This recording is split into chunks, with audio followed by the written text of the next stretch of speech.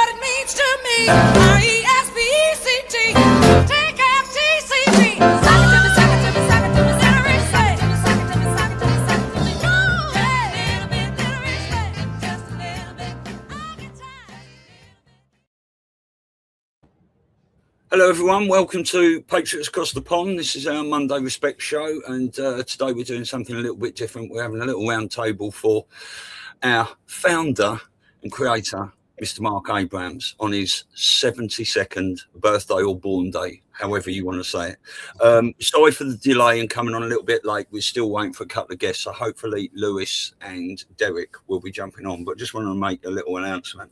Our good friend, Stephen the Maestro, our Netherlands podcasting chum and legendary co-host, have joined the queue.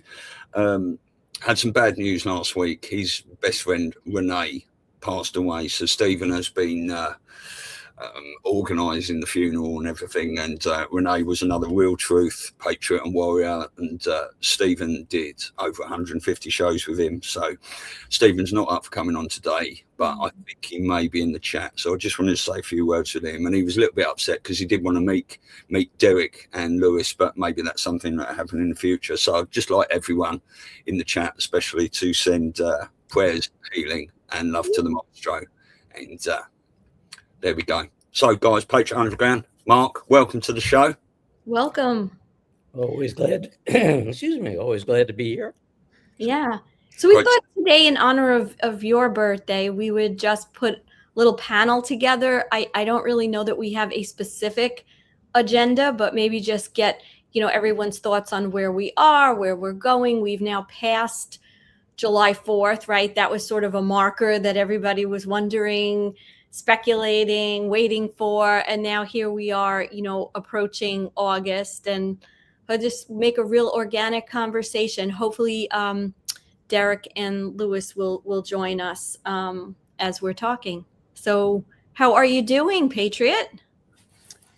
I'm doing well. Thank you so much for having me, and of course, happy birthday to my dear friend Mark. We just did a show not too long ago and got some really great feedback on it. A little bit of criticism too, but that's okay. That means you're actually, I think, stirring up the pot a little bit in a good way. So it's great to be here, and certainly I hope that Lewis and Derek can make it. It's been a long time since I've talked to Derek Johnson. I interviewed him once, I believe, probably like 3 years ago at this point. But I have a lot of respect for him, and certainly Maestro, if you're out there and you're listening, my condolences to you. I actually just found out about your dear friend Renee today. Ellis Stir sent me a message informing me about that. So I just wanted to wish you my condolences. But certainly, I remember the last time we got together, I believe it was the four of us on the final episode of Respect. And here we are again. I really enjoyed talking about Stu and Elisa. So should be a great show today. Thanks for having me. Yeah, and I believe on that show as well, we talked for 15, 20 minutes behind the scenes, came online and said it all over again, didn't we? So we might have to do that today a little bit. Yeah, all the best stuff is on the cutting room floor. Here comes Derek's just arrived.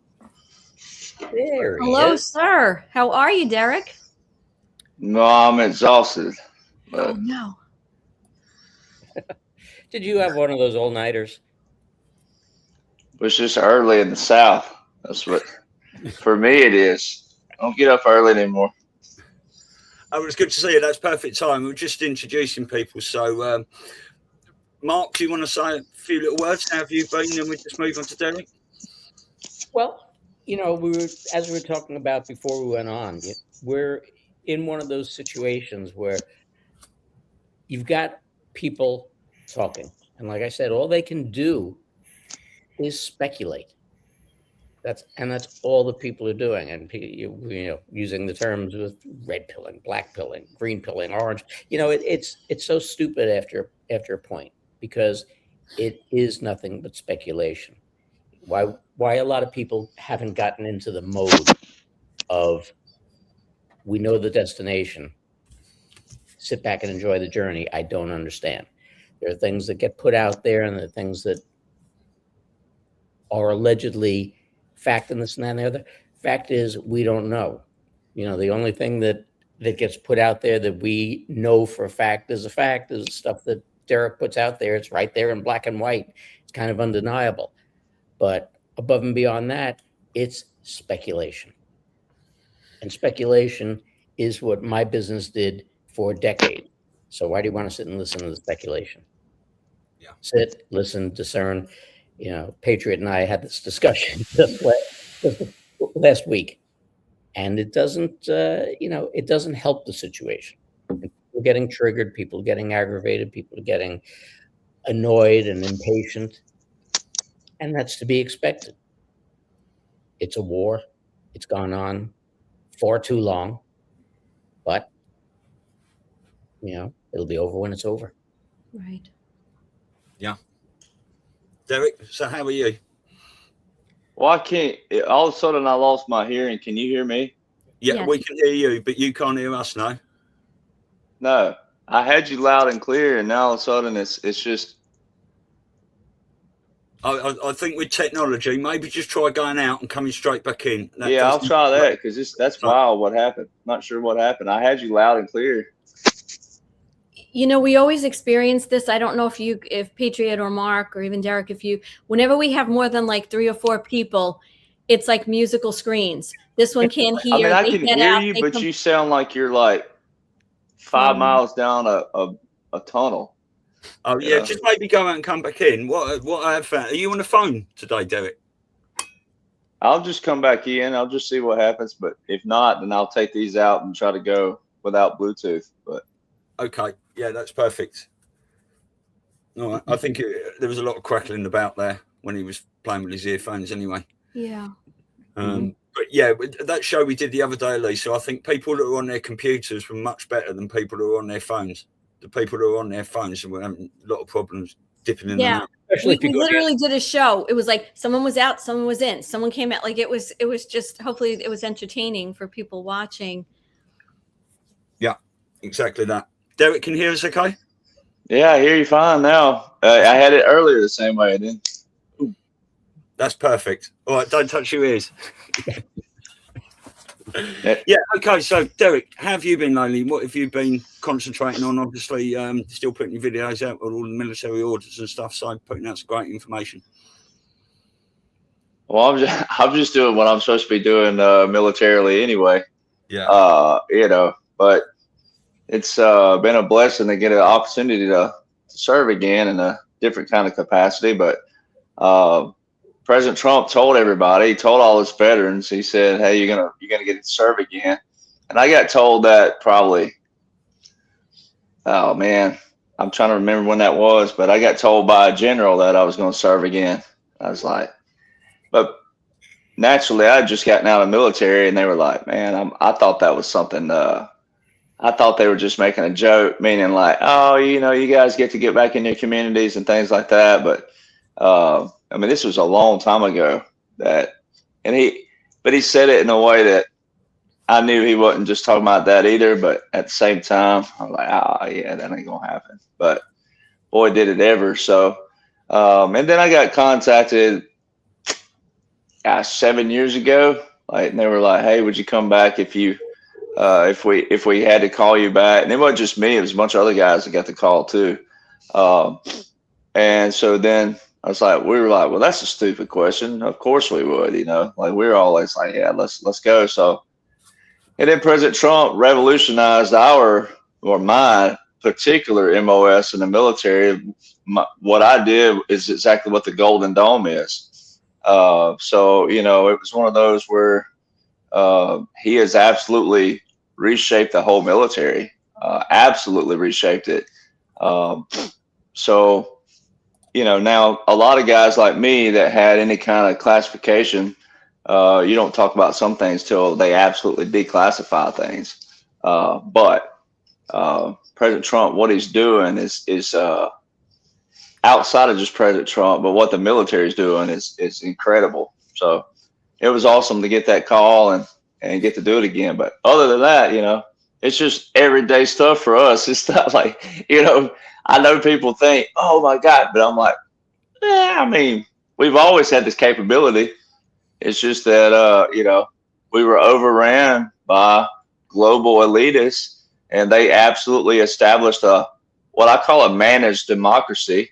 It was a democracy. It's not what we are and who we are, but that's what they established. So,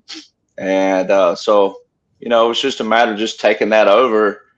And, you know, I hear people out there still patriots, calling themselves patriots. Well, what happens if Trump loses? And, you know, I'm like, first off, do you realize that what you're saying is already, if he loses, it would be a 4th term he loses. Do you hear what you're saying? Like, and I'm like, you got to hear what you're saying first. So like when President Trump, that's what's so funny about this whole thing. I know I'm talking a lot here, but like people, the whole world the other evening jumped straight to, what? He can't do that. What's he talking about? But they never even realized, wait, he said a 4th term. They never even realized that they didn't say, wait, he can't serve 3 terms. They went straight to, he can't serve 4 terms. They've already accepted the 3rd term and don't even realize they've accepted it. That's what's genius about it. So see, they're already thinking, oh, what happens if a Democrat gets in there and they revoke everything? I'm like, listen to what you're saying. That's not possible, right? So anyway, yeah. I mean that's everyday work. That speech Trump made the other day was just so full of information, and he was putting the crosshairs on everyone. I mean, even forgotten her name now. Is it Kirsten? Is it, you know, talking about her and the Bud commercials and stuff, and everything he said was another. And we don't want to hear cons all the time, but he was putting information out for everyone to go, wow, wow, wow. So we can all really say that things are starting to escalate and escalate and escalate now. I think we've been waiting a long, long time for this, haven't we? And but that's a big part of it. You know, people have been watching and waiting and listening, and then speculating on everything. And like Patriot and I discussed just last week, where people are waiting to see results. People want to see something tangible, something they can sink their teeth into, because it's the only basis of reality that you've got. And when you're dealing in a psychological operation, you don't know what to believe, who to believe, or why to believe it. So everything is back and forth and back and forth. And we're living in bizarro world. So I can only repeat what I said before. You go and, we know what the destination is. You got to make up your mind. You're going to sit back and enjoy the journey. Yeah. Well, exactly that. And just obviously with Derek and stuff, with your information and the work you're doing and the military comms and stuff, that it's so much easier for you to see, and the rest of us is digging into it and listening to you and things, that it's even harder to use your discernment now when so much stuff is blatant AI and we can hardly tell the difference ourselves. Yeah. Well, let me tell you what that does, though. There's a cool thing about it. And this is for everybody, obviously. But like when you talk about psychological operations, right? President John F. Kennedy wanted every single branch, but also every military member, not just if it was our MOS or not. He wanted every single soldier to be at the level of thinking like special operations. Meaning he wanted every soldier to be that elite with their thinking, not even if they just did it in like an actual MOS. See, a lot of people out there in the Patriot world, they'll hear military, they'll hear armed forces, and they just hear that like as this massive general word versus veterans. I met a guy the other evening. He was a young guy. He's in the National Guard. I go, okay, what's your MOS? He goes, 31 Bravo. Well, there's some MOSs in the military that just everybody knows. There's some they have to go, what the heck is that? But it's like a military police, right? So nailed it. We go into all these intricate talks, but see, a lot of people don't hear all the talk, and they're not going to know that language right off the bat. But when you hear psychological operation, the general Patriot world even thinks that the whole military uses psyops. It's like, no, it's not the whole military. It's the special operations portions of the military that uses that. In order to use that, as President Trump has used that, so then you got to know how federal mixes with military, and that's what we talked about, the PEDS, the Presidential Emergency Action Documents, which 99% of the world had never heard of that until I came onto the scene, because it's a specialty thing. It's not a known thing, and you're not supposed to feel dumb about something like that, or oh gosh, what? And you're not supposed to feel scared though either. See, that's the other thing. People hear psyop.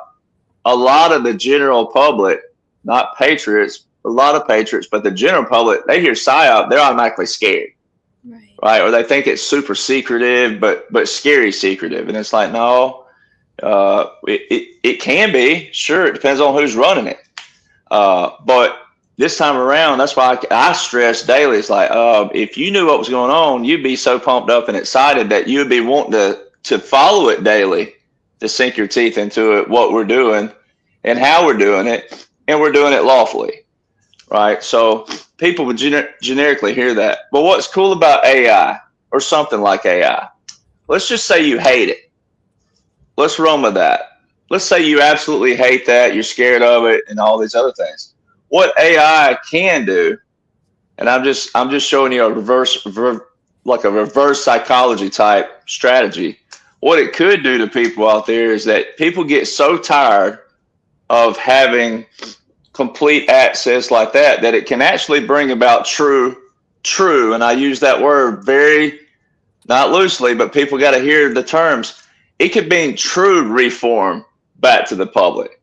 Because when you have so much access to everything and everything's so open, right, and people don't know what to believe, well, when so many people get exhausted and tired but still thinking, then that's when people can come together and have true talks, right? It's kind of like when guys, maybe females don't understand this, but maybe we can help you understand some males sometimes. When we get exhausted and we just don't feel like we can fight anymore, then we end up probably drinking a beer together.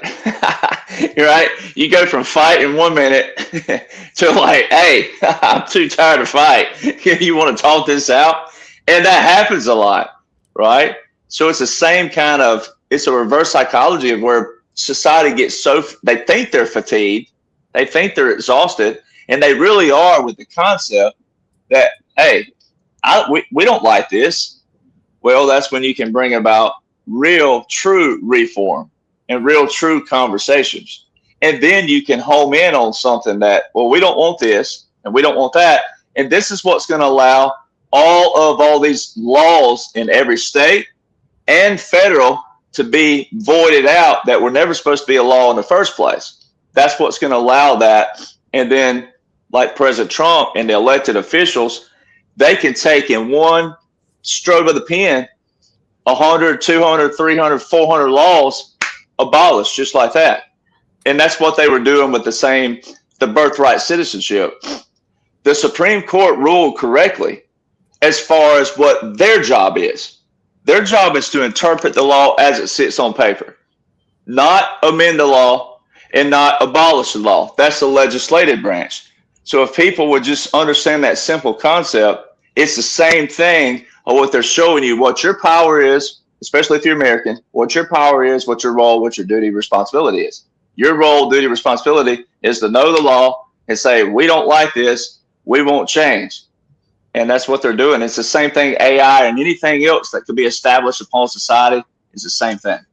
It brings true reform to the table when you get exhausted. Because when you get exhausted, it can actually, if you're still a thinker and you're still in touch, your exhaustion can bring everybody to the table. Yeah.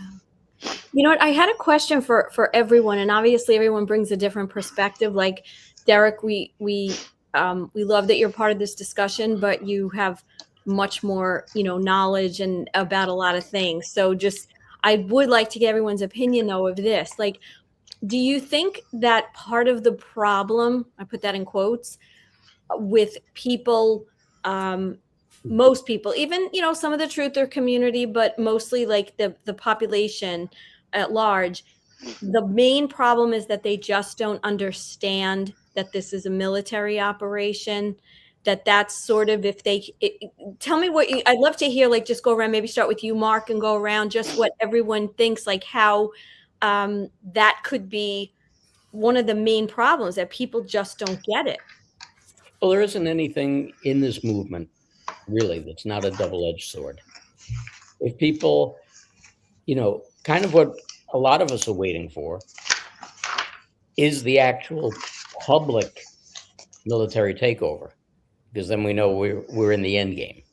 Okay, but facts being what they are, if you talk to people about this is a military operation, military control, blah, blah, blah, blah, immediately, they're overthrowing the government. It's a militia, it's a coup, it's all these things, and everybody goes into that panic. The matter of waking people up and getting people to speed and getting people to understand what we have allowed to happen.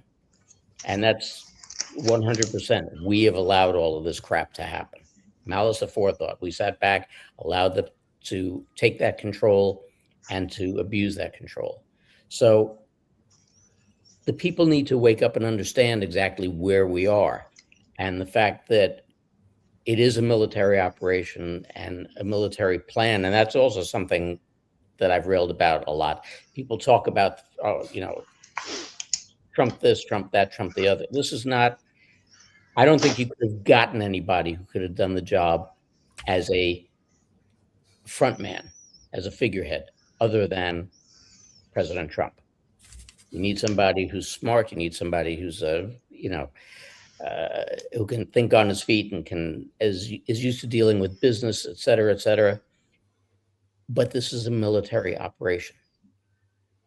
They didn't go to Trump and say, we'd really like to make things better. We'd really like to take things back to the way they were. Tell us what we should do. No, it's the other way around. They're the Rolling Stones. He's Jagger. It's as simple as that. But to tell people that we're in a military operation it's probably the hardest part of it, because people are not, the normies, quote unquote, are not going to get it. And they're immediately going to get triggered to, it's a coup. Yeah. Which is the same reason they didn't just, the military didn't go in 2012 and take Jughead out, because it would have been a military coup. It would have been, we're overthrowing the government, et cetera, et cetera. So there would have been all kinds of panic and probably a civil war. We're beyond that. but I think more needs to be publicly exposed in whatever manner it needs to be done. I'm not the expert on how it should be done. I have my own opinions on it, but there are things that need to be publicly exposed to, I think, give the Patriots, like I said before, something tangible to grasp hold of and say, okay, we're moving in the right direction, and give the normies a chance to think a little bit instead of react. Because that's the biggest problem with the normies. Gov? But that's the problem with the normies, is the fact that they tend to react rather than listen and discuss. So we got a ways to go with that. Yeah, exactly. Hi, Lewis. How you doing? Hello there. Howdy, Gov. I hear there may be a birthday going on. I don't know. Did I hear that correctly? Somebody's old. Is that guy in the top middle there? Elisa just asked a question. Do you just want to answer it again, Elisa, and then we'll carry on around? Yeah, sure. Nice to see you, Lewis. Thanks for joining. Sorry, there's a little communication confusion, but as usual, Christine came through and got you on here. Thank you. So what I was saying is that, of course, Derek comes from a very different perspective than us, right? We're not in the military. We're not seeing and privy to what he knows and understands. So we're answering it a little differently than he might. But do you think part of the problem, the issue with people kind of waking up, getting it, stepping into more of their power is because they don't understand that what's really going on is a military operation? Do you think that's kind of at the root of a lot of the issues, that they don't understand what they're seeing, or they're buying into a lot of the nonsense? Okay, so I heard the word normies before. Is that who you're referring to? Yeah, like the general population. I mean, there's levels to normies, right? There's some that are see more than others, and some that are just like they're so asleep. But Okay, in general. okay.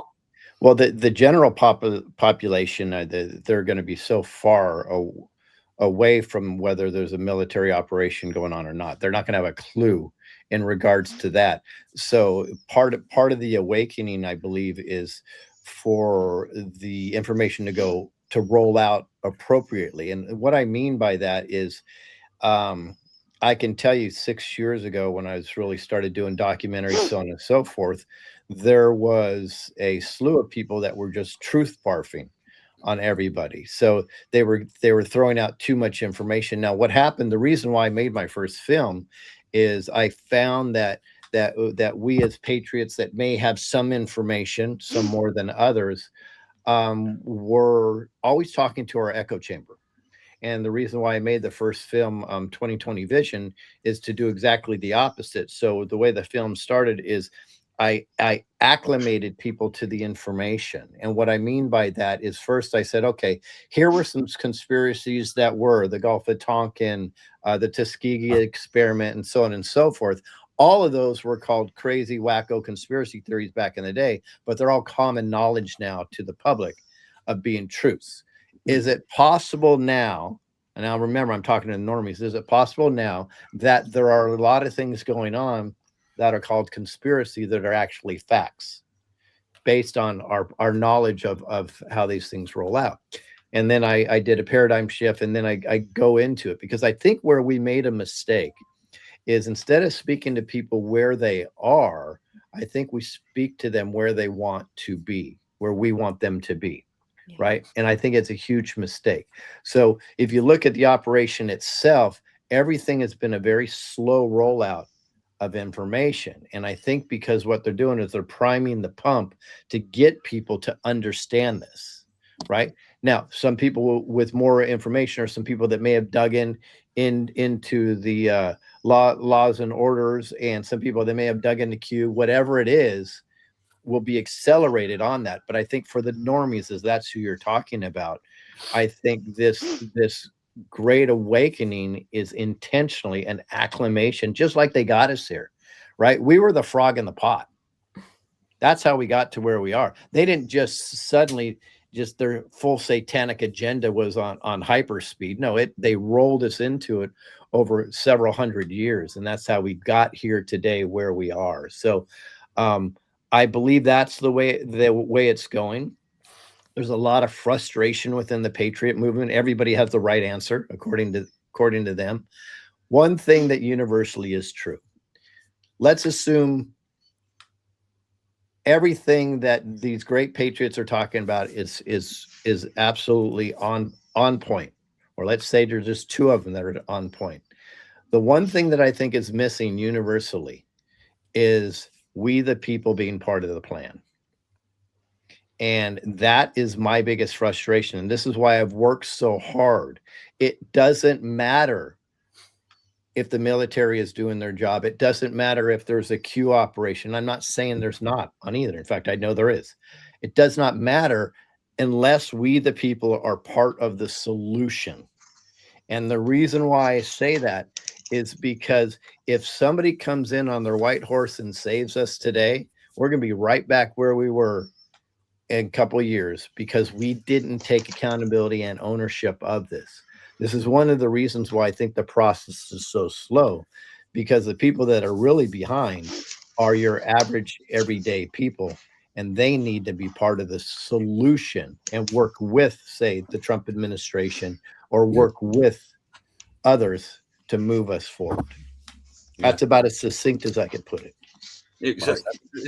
Let me just add to that before we go around the fact that it is, it's not just the normies out there. It's many people of good friends of mine that are truthers, and they are doing everything they can that haven't been down the route of the Q drops. That sort of middle ground.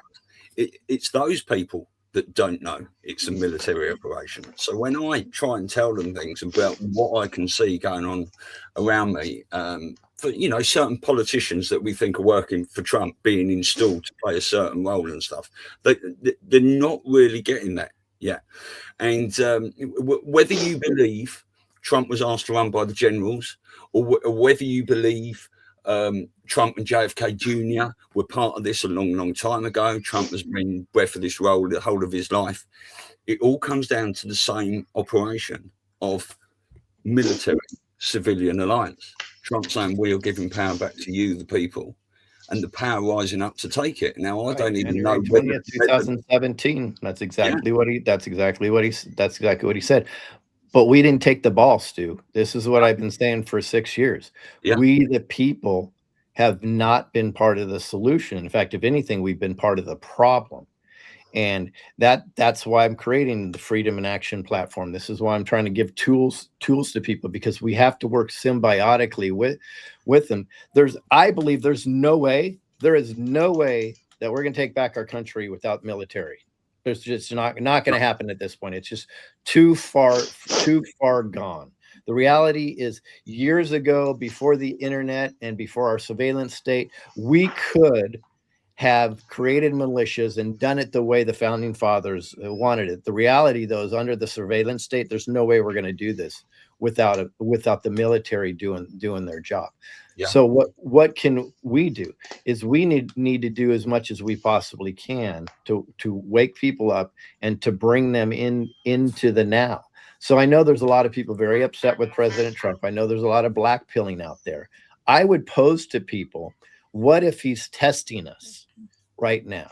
What if it seems like there's a Zionist agenda, so we can stand up and say, President Trump, I get it. I voted for you, but I'm against this. I'm against the surveillance state. I'm against this. So our voices are heard. I believe, and I said this for a long time, if President Trump is the man who I think he is, he wants to be challenged, because we can't just trade one idol for another idol. Yeah. Right? We can trust, but at the same time, we need to own our sovereignty and speak up. If we see something that doesn't make sense, this Israel alliance doesn't make sense to the normies, right? It's so let's mention it. Even if we're wrong, us saying, hey, I don't like this. It seems like a Zionist agenda or whatever it is, right? I actually believe this is what the plan and President Trump would want. They're like, okay, they're stepping into their own sovereignty here. They're starting to ask questions, even if somebody that we're supposed to trust. I believe that the administration actually wants that. And that's a hard sell for me. Trust me, I've been telling people this for a long time. Yeah, and I'd like to just step in too, because you said about being tested. President Trump went on telling everyone to go and look at everything that's been disclosed. I can't imagine that they're not looking at that and saying, how many of these people, how many visits are we getting to this site? And they use these things to try to determine how many people are, get a lot of people complaining, gas prices, this, that, illness. But when given the opportunity to do their own research and dig into something, it's kind of like the whole COVID scam, how many people really rose to the occasion on that. And I think that's a perfect example. That site should have really collapsed because there were so many people going to it. But it would be very interesting to see how many people, particularly Americans, but worldwide, actually went to that site. And it's still like trying to light the fire under people. Exactly. And I do believe part of the main goal of this military operation is to get the people so pissed off that they rise and they've had enough. Because when the people rise all together. Interesting you say this, and Derek can probably tag on to this better than me, is I believe, Elisa, that disclosure site is a military operation. And here's why, is I believe that there's going to be whether it's the War Powers Act or whatever it is, I believe there's going to be a declaration where the feds temporarily take over the elections, right? I'm deeper into this. I'm in full investigation mode right now into the LA County elections. I know more about this than most people on the planet. And I absolutely believe that most of it is internal. It's not external, as in China, Serbia, Italy, so on and so forth. But I believe the reason why I believe this is a military operation going on that, what that is on the disclosures, is that will be used as the onus, right, to declare the elections now controlled by the military in November, because this was foreign interference into our elections, right? I think there was foreign influence and interference, yes, but this is a deep state CIA operation, what's going on in the elections. I know it. I've been hammered. They're coming after me. I can tell you that firsthand. But I think it's brilliant because I believe what they're going to use, and that's what that disclosure is about. They're going to use the foreign interference in our elections as an onus for the military to take over the election. And I could be 100% wrong. This is just me reading the tea leaves of what's going on there. Yeah. And I'm open to being wrong. I don't care about being right. I just want to take my fucking country back. I guess I'll jump in for a moment here. I like the question that you posed, Elisa, about is what's holding things up, for lack of a better phrase. Is it because the normies, quote unquote, don't know that there's a military operation? I don't think they're supposed to know that there's a military operation. It's been said many times that Q is not for everybody. I mean, Q is for a certain, the people on this screen, obviously the people that are watching this show, but we're a very, very small subsection of the population. That the White Hats knew there was going to be that contingent who actually, would dig deeper and would be able to read the comms and be able to figure out. And of course, Derek has done a brilliant job in pointing out so much of that in black and white. So we actually have something tangible to look at with all of the laws and orders.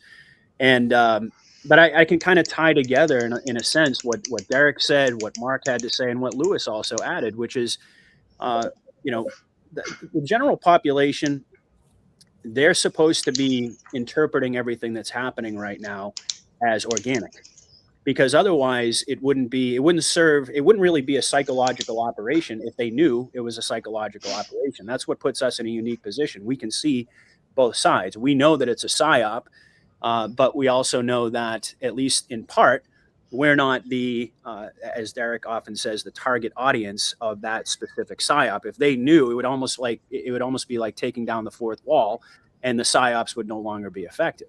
So I think at that level, there's a lot of truth to that, of us not being the target audience. However, I would also say that when you go to see a movie, just to use that metaphor, right, who is the target audience? Well, it's the people that are actually watching and paying attention.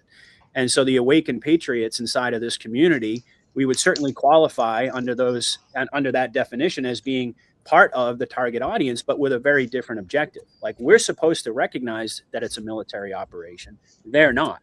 But then it raises the question, and I think Lewis and Mark and even Derek touched upon this as well. What's the point of having all of us be subjected to these continuous psyops?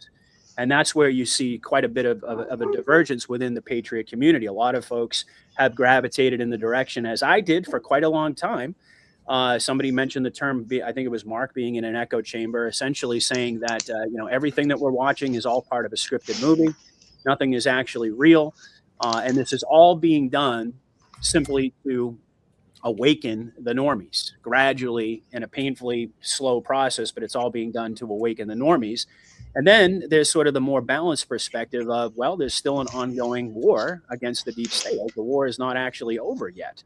And to me, that seems to be that rings a lot more true, given everything that we're seeing domestically, geopolitically, financially. There still seem to be a lot of moves that the White Hats are making in real time that are organic. Now, that can coexist with the idea of a psyop. I mean, one of the things that Q said famously was, we are the gatekeepers of all, and by all we mean all information. And also said that the war is fake, but the news is fake, but the war is real. So in a sense, we can interpret that as, well, there are organic, real-time kinetic operations that are happening, but at the same time, the White Hats, FORPOG, the Ghosts in the Machine, call them whatever you want, they're controlling the narrative, and they're spinning that narrative and dispensing it to the public in the form of a psyop to gradually wake people up. But as far as the Anons out there, if we are indeed, if my theory is correct, and I think Lewis would agree with me and Mark to an extent, that we are also part of the target audience of the movie, the question then becomes, well, what's the objective for the Anons? We've already stated, and it's pretty clear what the objective is for all the normies, but what about for all of us? And one of the things that Derek said that I found very interesting was that, the purpose of psychological operations, and I'm certainly not a military expert, as everybody knows, but from a layman's perspective, fifth generation warfare, psychological operations, and you and I, Lewis, talked about this recently, are designed ultimately to gradually break people down, to demoralize, to placate them, for a certain period, but ultimately to break down the sort of the psychological narrative that they've been holding on to. And I believe that's a big part of what we're seeing right now, with all of the questionable optics coming out of the Trump administration on one level, but then on another level, they keep telling us, trust the plan, trust Trump. They keep putting out all of these memes. We're seeing, Trump raining down the comms on us, telling us not to be panicans. So it's kind of like a mixed message. They're doing a lot of things that on the surface, we certainly didn't vote for and didn't want. But on the other hand, they're saying, trust the plan, and, believe that the Patriots are in control, et cetera. And I think for us, what this is designed to do is exactly what you instructed us to do, that I've said many times. I didn't need that instruction because it's hardwired into my brain, and I believe all of us are in the same category, is to question everything. Mm-hmm.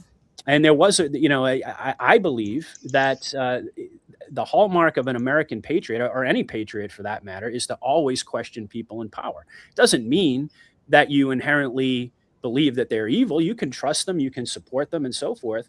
But if a series of events starts to roll out that appears to be very contradictory to where you thought we were headed, to me, it would seem intuitive that they were trying to urge us and prompt us to do exactly that, which is to question the nature of the plan, and even for us to question Trump himself. And there are a lot of people who find that very unpalatable, immediately jump to the idea of, well, you're blackpilling and so on and so forth. And we talked about this a little bit behind the scenes, and I know Lewis and I tend to agree on this, that blackpilling is a term that in a lot of ways has become, in my view, overused, almost to the extent racist, you're anti-Semite. That's exactly what I said backstage before it's like at a certain point, it just sort of rolls off your shoulders. It doesn't have the sting anymore because it gets so overused. Making the assertion that there is no plan, making the assertion that, Trump is a bad guy and Q is a deep state psyop and all that. Yes, that is by definition blackpilling.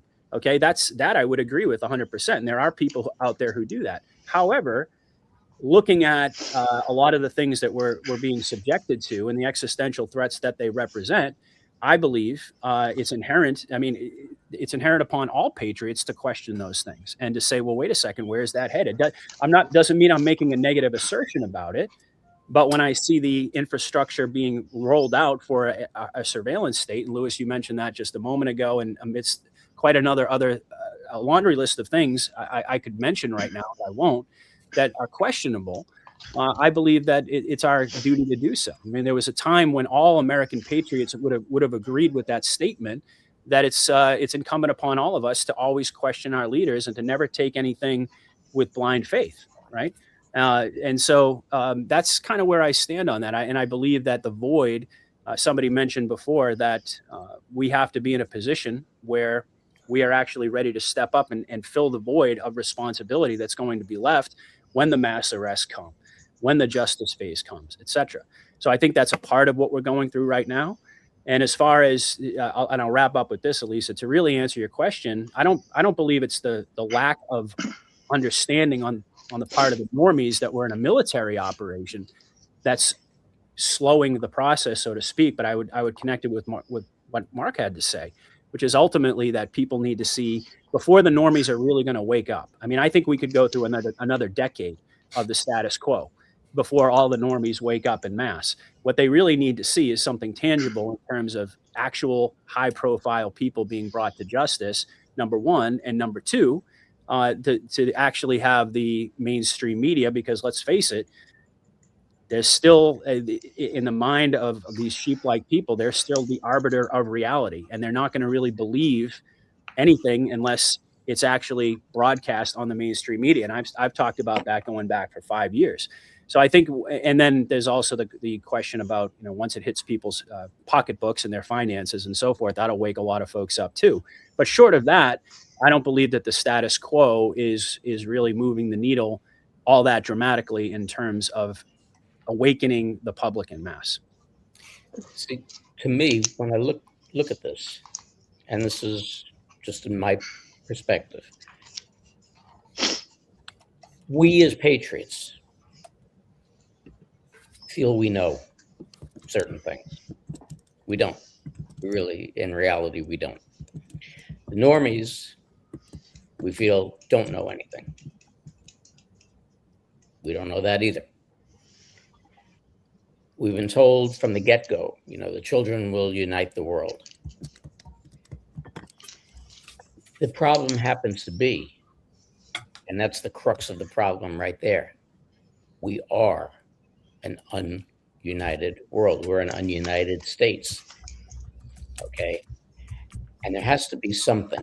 There has to be that magical event, whatever it happens to be, that drives everybody, not just here in the United States, but globally, to look in retrospect and look into themselves and put away all the adjectives, et cetera, and all the BS that we've been told with the racism and the anti-Semitism and everything else, that this country is no good and that country is no good and these people are no good, to get past that and work as one. That's the one thing that's got to come, and that's the one thing that's got to happen. And that's the one thing that so far I don't see.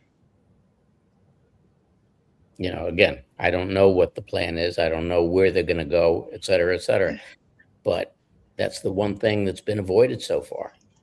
What is going to unite the people and say, enough of this crap? We're not going to, what was it? The movie Network, I'm mad as hell and not going to take it. This is what's got to happen.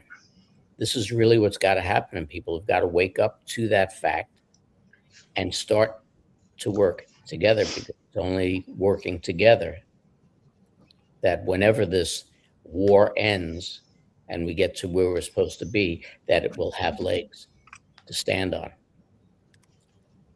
Yeah. Well, the more they stay awake, the more it's going to hit them like a steam train when it comes out. And we were told that it would be crimes against humanity, that crimes against children, that unites all humanity. So I think it's building and building. Derek? All right, so I made my notes where I can stay a little bit concise and precise over here. All right, after all that. Well, first and foremost, I tend to get, I speak in first person form, so sometimes people take that offensively, obviously.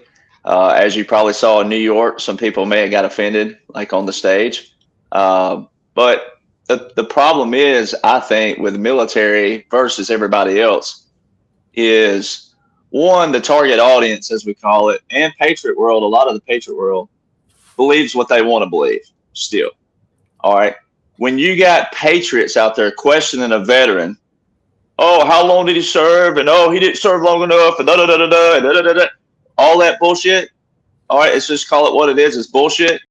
All right. When you got patriots out there trying to find a DD-214, first off, they don't even know what a DD-214 is. It don't show your day-to-day operations in the military. That's how dumb the average patriot is. And I have to use that terminology because sometimes holding a flashlight for your dad, you got yelled at, right? I got yelled at from my dad just for moving the flashlight. All right. Did my dad think I was actually dumb? No, but he told me I was. What are you doing? Put the flashlight here. I'm like, I'm a kid. Why do I got to hold a flashlight? I don't want to hold a flashlight. I want to be on my four-wheeler. Well, guess what? He was whom? Dad, you're holding this flashlight. So I still got called dumb and all kinds of other things for moving the flashlight around. All right. So many people out there don't know your role, as that saying is. So the target audience by design is supposed to see a lot of this that way. Then it goes back to bridging that gap. How do you bridge that gap? A lot of people think us veterans are just sitting over here on a podcast just to be a veteran and on a podcast. It's not true. When President Trump told us to remember our oath, we're going to serve again, we're serving again. All right. There's one thing that will happen, ladies and gentlemen, and this is not a slander towards the civilian public because you didn't do something, but if we had a mandatory callback, y'all ain't going. We are. All right. Now, they won't go straight to retirees. They're going to go down the line of what they'll go down. Lewis has some children who aren't in the military anymore, but they're not retired. They'll be the first callback. All right. It'll go in a line like that. All right. So when you look at bridging the gap, what's going to make people wake up? Well, people in the general population, not the Patriot world necessarily, but the general public, they don't know a single term from a single sentence, from a single paragraph of one single law, much less all of them. So the American public got dummied down, but the American public also has to take responsibility as well. You can't just sit and always have a blame game of, oh, well, when was it? How was it? How long has it been? We're in the now right now. You either want to be a doer or you're a donor. If you're a donor, then step aside. It's that old saying, lead, follow, or get the heck out of the way. Just move over. All right. So there's a part of that. Also, let me find where I was at. So the Patriots believe in what they want to believe. And then also bridging the gap. But in basic training, a lot of people in the civil world say, oh, well, I wouldn't join the military because they yell, scream, cuss. They yell, scream, and cuss to create chaos. And it's pure chaos. But once you learn that's part of it, right, you can operate in chaos. That's what they teach us. And that's why they're yelling and screaming and kicking and cussing. And it just seems like that. But once they get you to focus on what your job is, then everything can break free in the world and just be complete, pure chaos. But if you're skilled for it and you're positioned for it and you're ready for it, you can stay steady and calm in the midst of any kind of whatever it is, trouble, chaos, whatever. Right. So that's what breaking someone down does. They're not necessarily breaking down the people to build them back up as zombies. And you've heard people out there, even the low level fruits of the Democrats saying that, oh, they're breaking people down and they're gonna control everybody this way. Well, no, every individual has to realize you have the power to be controlled or not. It's what you allow to happen to yourself or not. And so many people don't think like that. So what people like me are doing, they put people like me in my place because it's a heavy cyber warfare right now. Heavy cyber warfare. And a lot of it's still more technical based than it is so much just psychological based. But at the same time, how is it that so many patriots don't have the respect to the military? A lot of patriots do not respect the military from the standpoint of the thinkers and what we're supposed to be doing to help people bridge this gap. People like me are here to help bridge that gap of what's a real psyop. Is this a psyop? Or was that just an actual real operation taking place? Whatever, right? So a lot of patriots out there, and it's not that the veteran like myself or anybody like that wants the respect from the standpoint of, oh, look at me, respect me. People tend to mix that up, right? People, I hear it out there. I have to hear it because at events, some people are like, oh, he's cocky and he's this. No, we're here to snap you into reality. We're here to educate you on what you're supposed to know, not keep believing what you want to believe. And too many patriots are kind of like an Easter egg basket. They want to pull in what they want to pull in versus what is actually going on right now. Who is it? Who's in control? What are they doing? What's the next step? What do you think the next step might be? Too many patriots are still trying to pull in their Easter basket, what they want to believe. And that's just not the case. Then you got what I call the hindsight 2020. President Trump, see, when you're going through something like we're going through right now, it's sometimes it's hard to see it because you're living in the moment and you're trying to figure that out. We get 20, 30, 40 years down the road when Lewis is a tombstone. I got to make an old joke here. But when we get 30, 40, 50 years down the road and we all look back, the ones that are alive, that hindsight's going to be 2020, right? And it's going to be perfect because you're only going to have the key things that made up the past and what made that revolution that revolution. You can't remember every colonel, every general from the Civil War. You're not supposed to. You can't remember every colonel and every general from the Revolutionary War. You're not supposed to. But you can read about them. You can go Google it and look it up and try to see, man, who's this guy? I never heard of him, but he was a general in the Revolutionary War. So some people got remembered, some people don't. Right now, what people are doing is living in that moment, which you're supposed to. But there is an operation going on around you, but it's by design not to know every aspect of that, except, hey, here's a fruit of that. Here's a fruit of that today. Here's a fruit of that today.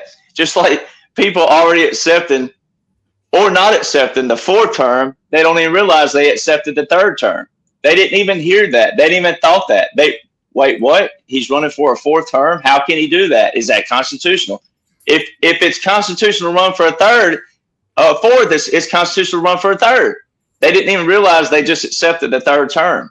So see, a lot of President Trump stuff is what he said, revenge. Our success will be our revenge. Our retribution will be our success, right? And so a lot of this, it's kind of like children. You've heard me say the metaphor. A lot of you already have kids. You've had kids. Now, we're not here to debate, do you really love them or not? If they're in your will or not, we're not here to debate that. But if you really love your children, when you were raising your children, they may have gotten a knife in their hands at 3 years old. And they didn't realize that that shiny object could have actually hurt them. And when you take it away from them, they cry, right? They're like, oh, it was shiny. It was something that looked fun. But you knew it was danger to them. That's what President Trump and what the military operation is all these Americans out there just going, oh my gosh, FIFA World Cup. Oh, yeah, Spain. I'd rather watch wet paint dry than watch soccer, right? That's just me. But someone else out there, they're watching all these things. They know how many husbands the Kardashians have had. They know everything out there. Go up to them and say, hey, who won between Vietnam and the United States? Oh, I think the French did. You got a 50-50. That's your average general public. So there's a bridge of a gap, right? Then when you get to the Patriot world, you got to be careful. And I'm not trying to offend anybody here. And also Lewis's point, I'm just going to bridge a gap on Lewis's point a little bit in a good way, is with the people out there that need to take responsibility, you can't also self-appoint yourself. And I think that's where Q was a good thing for people, but it's kind of like that, give them an inch, they'll take a mile. Well, you can't also self-appoint yourself as like this, QAnon or this Anon, right? You got to be careful with that. And a lot of people out there in that world, has tried to take upon like and bestow themselves and crown themselves some kind of like something that they're not. And my grandpa always said an idle mind is a devil's workshop. And so when you start telling yourself that you're something you're not, and you start making yourself believe that, oh, I'm this person and I'm this person, it'd be like me trying to get too big for my britches and thinking I'm a general. When I'm around a general, when I'm around a colonel, I hold my bearing. I know my place. I don't talk. I let them talk, right? It's just knowing your place. So a lot of anons out there are self-appointed themselves, all right, versus what President Trump is trying to reinstill back into the fabric and the grain of America is merit-based. Some people are just smarter than others. Some people are just more knowledge than others. Some people just have more skills than others. And if we get back to that and recognizing that, but also, as Lewis says, you do have to have a responsibility there with questioning. Yes, you do. But it's how you question, right? It's how you question somebody. It's how you question their authority. When you're walking in yelling, kicking, cussing, screaming, and you're demanding an answer, but yet you don't even know the terms of the topic, that's not how you ask a question. How you ask a question is knowing the topic, knowing the verbs, the adverbs, the nouns, the pronouns, not the way the liberals do it, but knowing every aspect of the verbiage and then going in and asking a public official, right? So there's a bridge that you have to gap. And too many Americans, they don't even know their own local state law versus federal. And so it's painful. Yes, if you're full away, it's painful. It is painful, no doubt.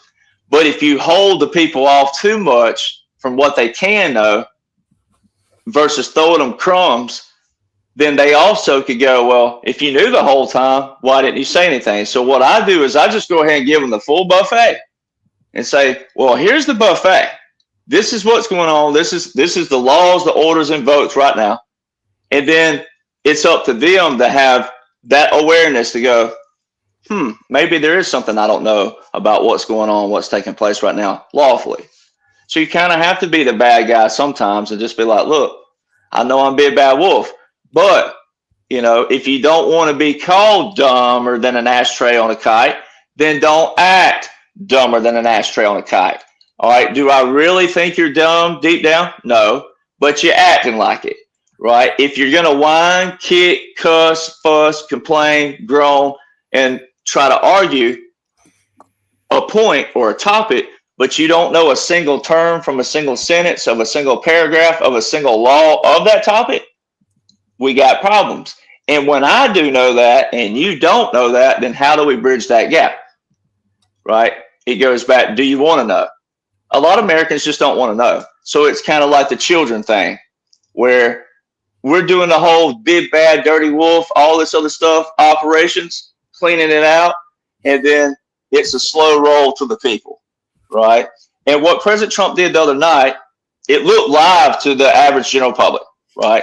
But what they're doing now, as Mark, as a journalist and media, former, obviously, from that world, but now is where they can start using, not weaponizing, but using the mainstream media and what the perception is of the mainstream media now to the general public. Now they can start red pilling the public with the actual laws and the orders of what's been taking place, right? So that is the next step moving forward. Now they're going to start using, I've already said it many times, everybody else here, you know this too as well, yourself personally, you know this. It can't be President Trump and President Trump only and President Trump's face and President Trump's image that exonerates himself. It's got to be the other side, right? So when the other side starts praising him, and this is what Q talks about when they can't walk down the streets. Well, when the mainstream media starts using their image, ABC, NBC, whomever, CNN, all those, when they start doing actual great articles and 9 out of 10 of the articles are moving towards the trend of good versus what they look like in the past, then the people have no choice but to accept what they're receiving, right? And then you start slowly red pilling them in another way. It's not brainwashing them. and it's not controlling them. It may seem that way to some people, but you got to get that back into their minds, because your idle mind, right? Your idle mind's the devil's workshop. So you got to start getting that back into them, showing them what the norm is and what it's supposed to look like. So versus us just having a hard stop everything, this is what's taking place. It's just an operation to what President Trump calls the weave. They're weaving it in. And when we get on the flip side where there is something public, Obama, whoever it may be, they'll be accepting of it, right? And then also what they'll be accepting of is, well, we had to do it this way because you were back here. And most people who are conscious, who are adults and honest, they'll go, I was asleep. I had no idea what's going on. And they will be accepting of it. And, it's like there's a lot to this, but, the deep state, I keep hearing people say the white hats are doing this and the deep state's doing that. If you're going to talk that way to the normal target audience, not the Patriot world. The deep state ain't nowhere around. If you're going to make a case that the deep state are still around and operating, then you got to explain why 21 to 25, they didn't terminate a single executive order with a national emergency by President Trump. They didn't terminate a single tariff. The judges, Obama, Bush, Clinton appointed judges didn't try to block a single tariff for 4 years. You got to explain for the first 2 years how they had a Democrat president, Democrat House, Democrat Senate, and couldn't do a single thing. No, that I know I'm talking long-winded, but a lot of you are married. But women that are listening, a lot of you are married as well. If you're going to make a case that the deep state are still alive, let me show you what this is like. If I had a girlfriend, if I had a wife, and she came up to me and said, "Does this dress make me look fat?"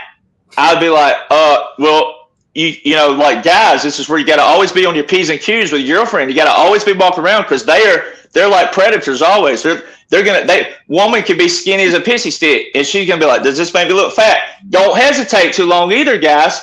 Remember, when you hesitate too long, you're already acknowledging she might have a little pudge somewhere she ain't supposed to have. So you got to always walk around with a woman going, "No, babe, babe, you look just like I married you. First time I ever saw you, you look just like that." You could be lying your rear end off, but that's a case where you lie your rear end off and you save your butt later, right? Well, they had a commercial not long ago. I can't remember who it was, and they did a scenario where Abraham Lincoln was asked by his wife, "Does this dress make me look fat?" And he went, and he hesitated.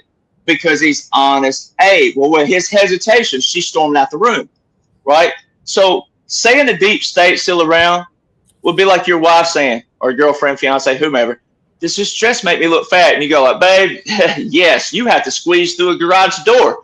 You so fat. You play pool with the planets." It'd be like you purposely digging your own hole to where you can't even see out the hole, and then you turn around and go, "I'm going to show her.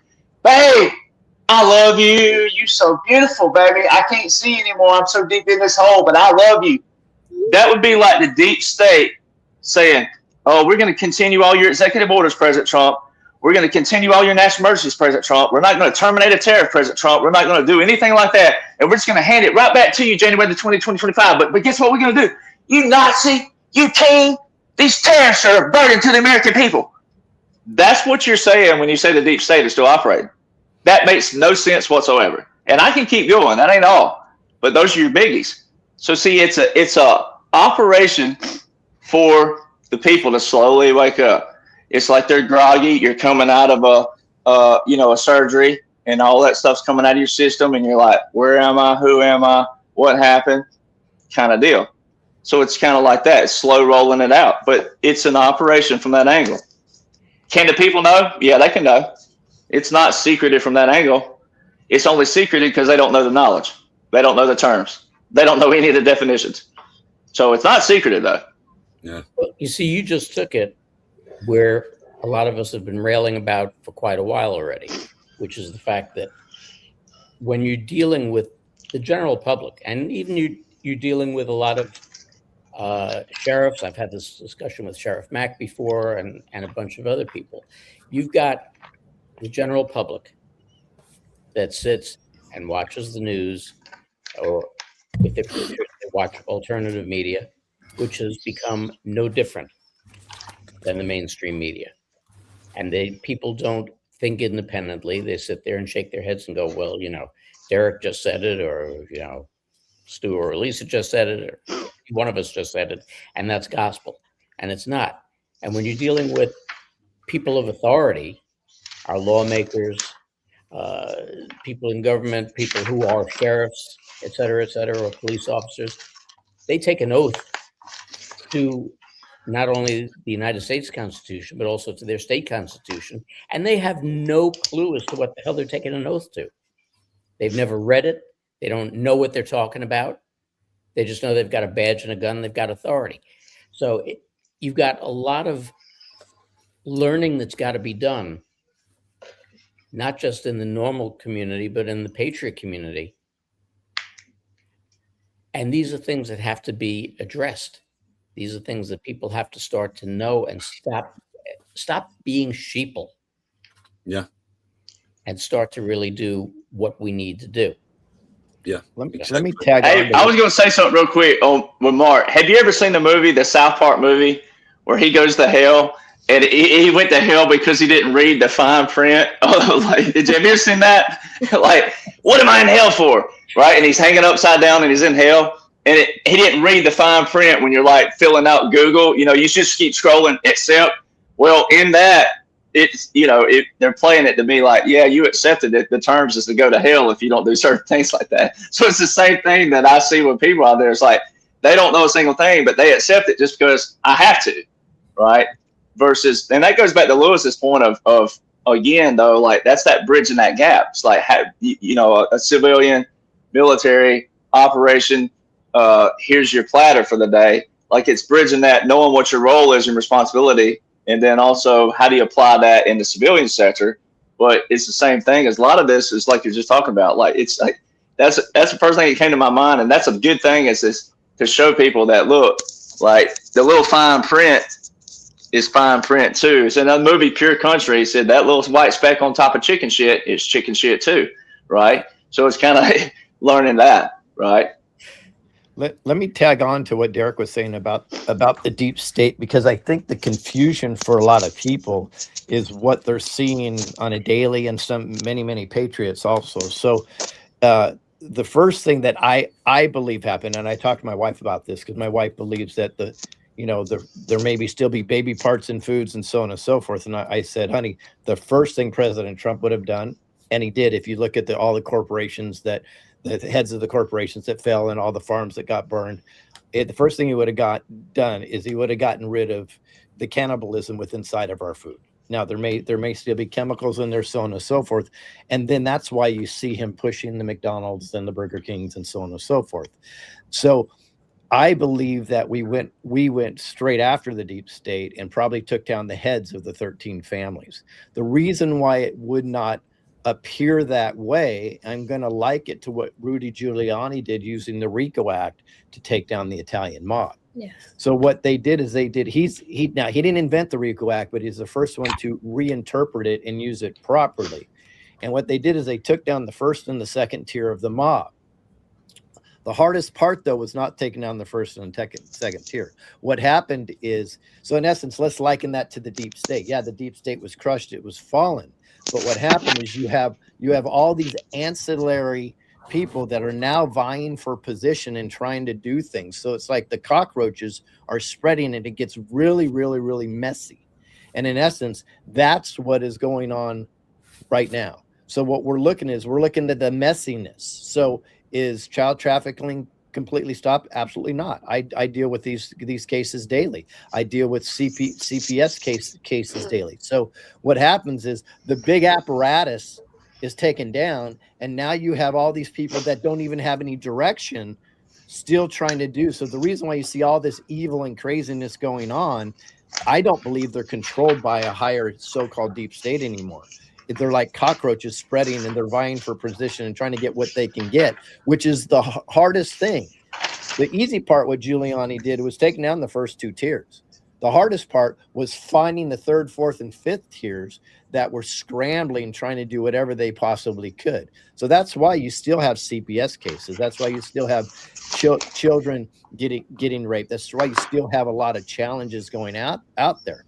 The main apparatus likely, I think, removed, by the way, which includes the SES, which nobody talks about, the Senior Executive Service, which helped fund a lot of this through CIA and some other apparatuses. So, yeah, I do believe what Derek was saying, that that's the first tier. Went after it immediately. But what we're looking at is all these psychos that have no direction whatsoever are a lot harder to stamp out, because you don't even know the names of a lot of these. So yeah, is there still trafficking going on? Yes. Do I think it's less? A lot less. Is there still CPS cases going on that are stealing kids? 100%. The challenge is now they have to go one at a time. Where the deep state, you can dismantle the deep state and say the 13 families, if you want to get in the whole Illuminati connection, right? You can dismantle that at the beginning, which was the military operation. Now they're almost kind of in a cleanup phase, which, if anybody understands the way military operations work, I know Derek and other people here do, the cleanup phase sometimes is the hardest, most messiest portion of the battle. And that's what I think we're seeing. And I've said for a long time, we are inside of a modern day boot camp right now. We are in the boot camp because we have to be broken down to be reframed. So we have to take accountability. The Patriots can't just stand on a pedestal and say, I know it all. We are all being broken down through the psychological operations right now, just like a boot camp does. What the goal is, so you can rebuild something a lot better and together. Yeah. And I think the people are in the midst of a boot camp right now, and they don't even know it. But ultimately, it will be a positive thing. You know, I'd like to piggyback on something else too. It would seem obvious if you think about it and you use your discernment. If the big structure were still in place, it wouldn't all be coming out. We'd be dead. They had it. Well, yes. But what I'm saying is we didn't know about it for how long as average people. So the fact that all this is coming out shows you that the barn door has been blasted open. So now, like you said, the hardest part is that cleanup where you still have these almost like chickens without head. They're running around and they don't know. Well, even with heads, have you ever chased a chicken before? I have. Yeah, even from California, I've chased chickens. I've raised chickens. It ain't easy when they're out. Or rabbits are even harder, right?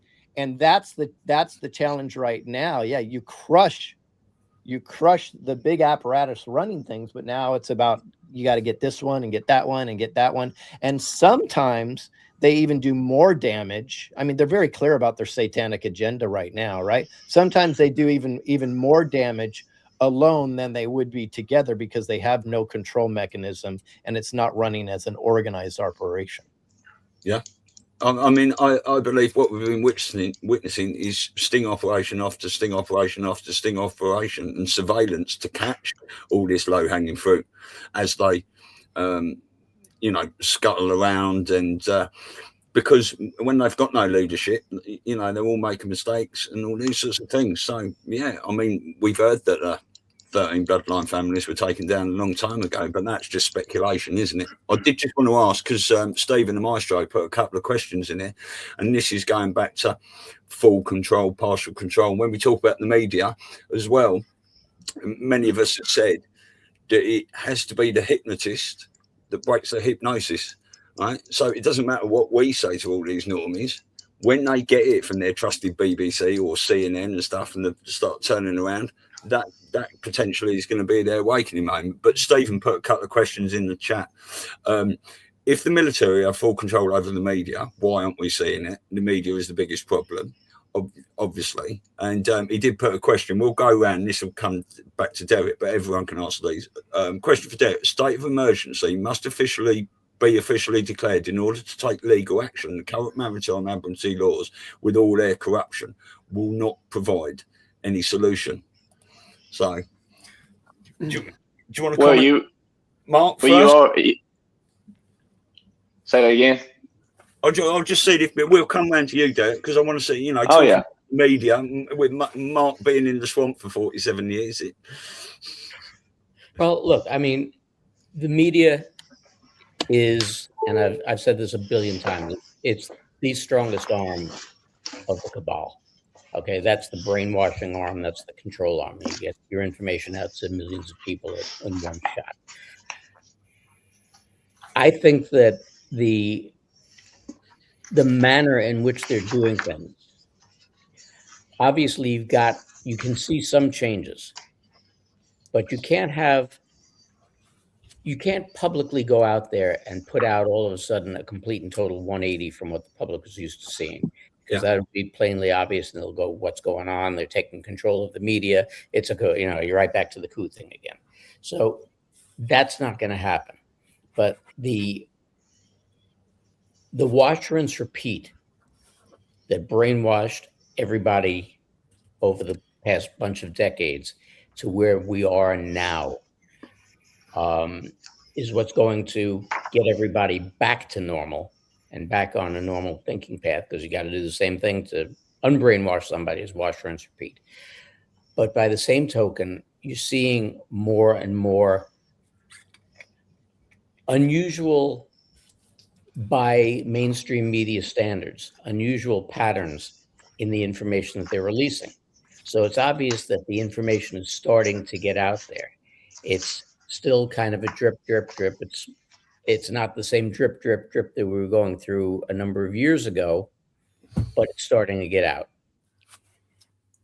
And because of the fact, like I said, that you can't just go a complete and total 180, it's got to be done in a manner in which the audiences are going to start to think a little bit more and start to absorb a little bit more before they can take the next step forward and really start to divulge more and more information. And even at that point, you're still going to have a certain percentage of the population that's going to turn around and say, they're taking over the media, they're doing this, that, and the other, and they're going to rebel. That green-haired girl with the glasses and the hat that's in each one of Dave's opens is, I refer to as his girlfriend. You're always going to have them. I was going to have the pink-haired or the one that's in Congress. I forget her name, with the purple hair over there. You're always going to have those who are going to be out there screaming and ranting and raving. But as you start to see the slow dissemination of truth in general out there to relay to the public, that's how you're going to start to move forward. And look, we also have to monitor our own and make sure, like I said before, you see that alternative media overall has gotten just as bad as the mainstream media, because it's an opportunity for a lot of people to go out there and who didn't have jobs before and turn that into their career. Well, that's not what we're supposed to be looking for. It's not what we're supposed to be doing. That's why, since I've retired, even before, but I took a lot of backlash for it, I'm very, very much so for journalistic integrity. Don't put out your opinion. Don't put out all this other crap. Put out the truth as you know it, and let the audience decide. Let them discern what's real and what's not. So there's my little journalistic integrity is kind of like government efficiency, right? Yeah, pretty much so. Pretty much so. As a matter of fact, if you tried to get most journalists now to write out in script journalistic integrity, they couldn't do it. Yeah. So very sad. So the question is primarily about media. What was the question again? Well, if the military have full control over the media, why aren't we seeing it? The media is the biggest problem.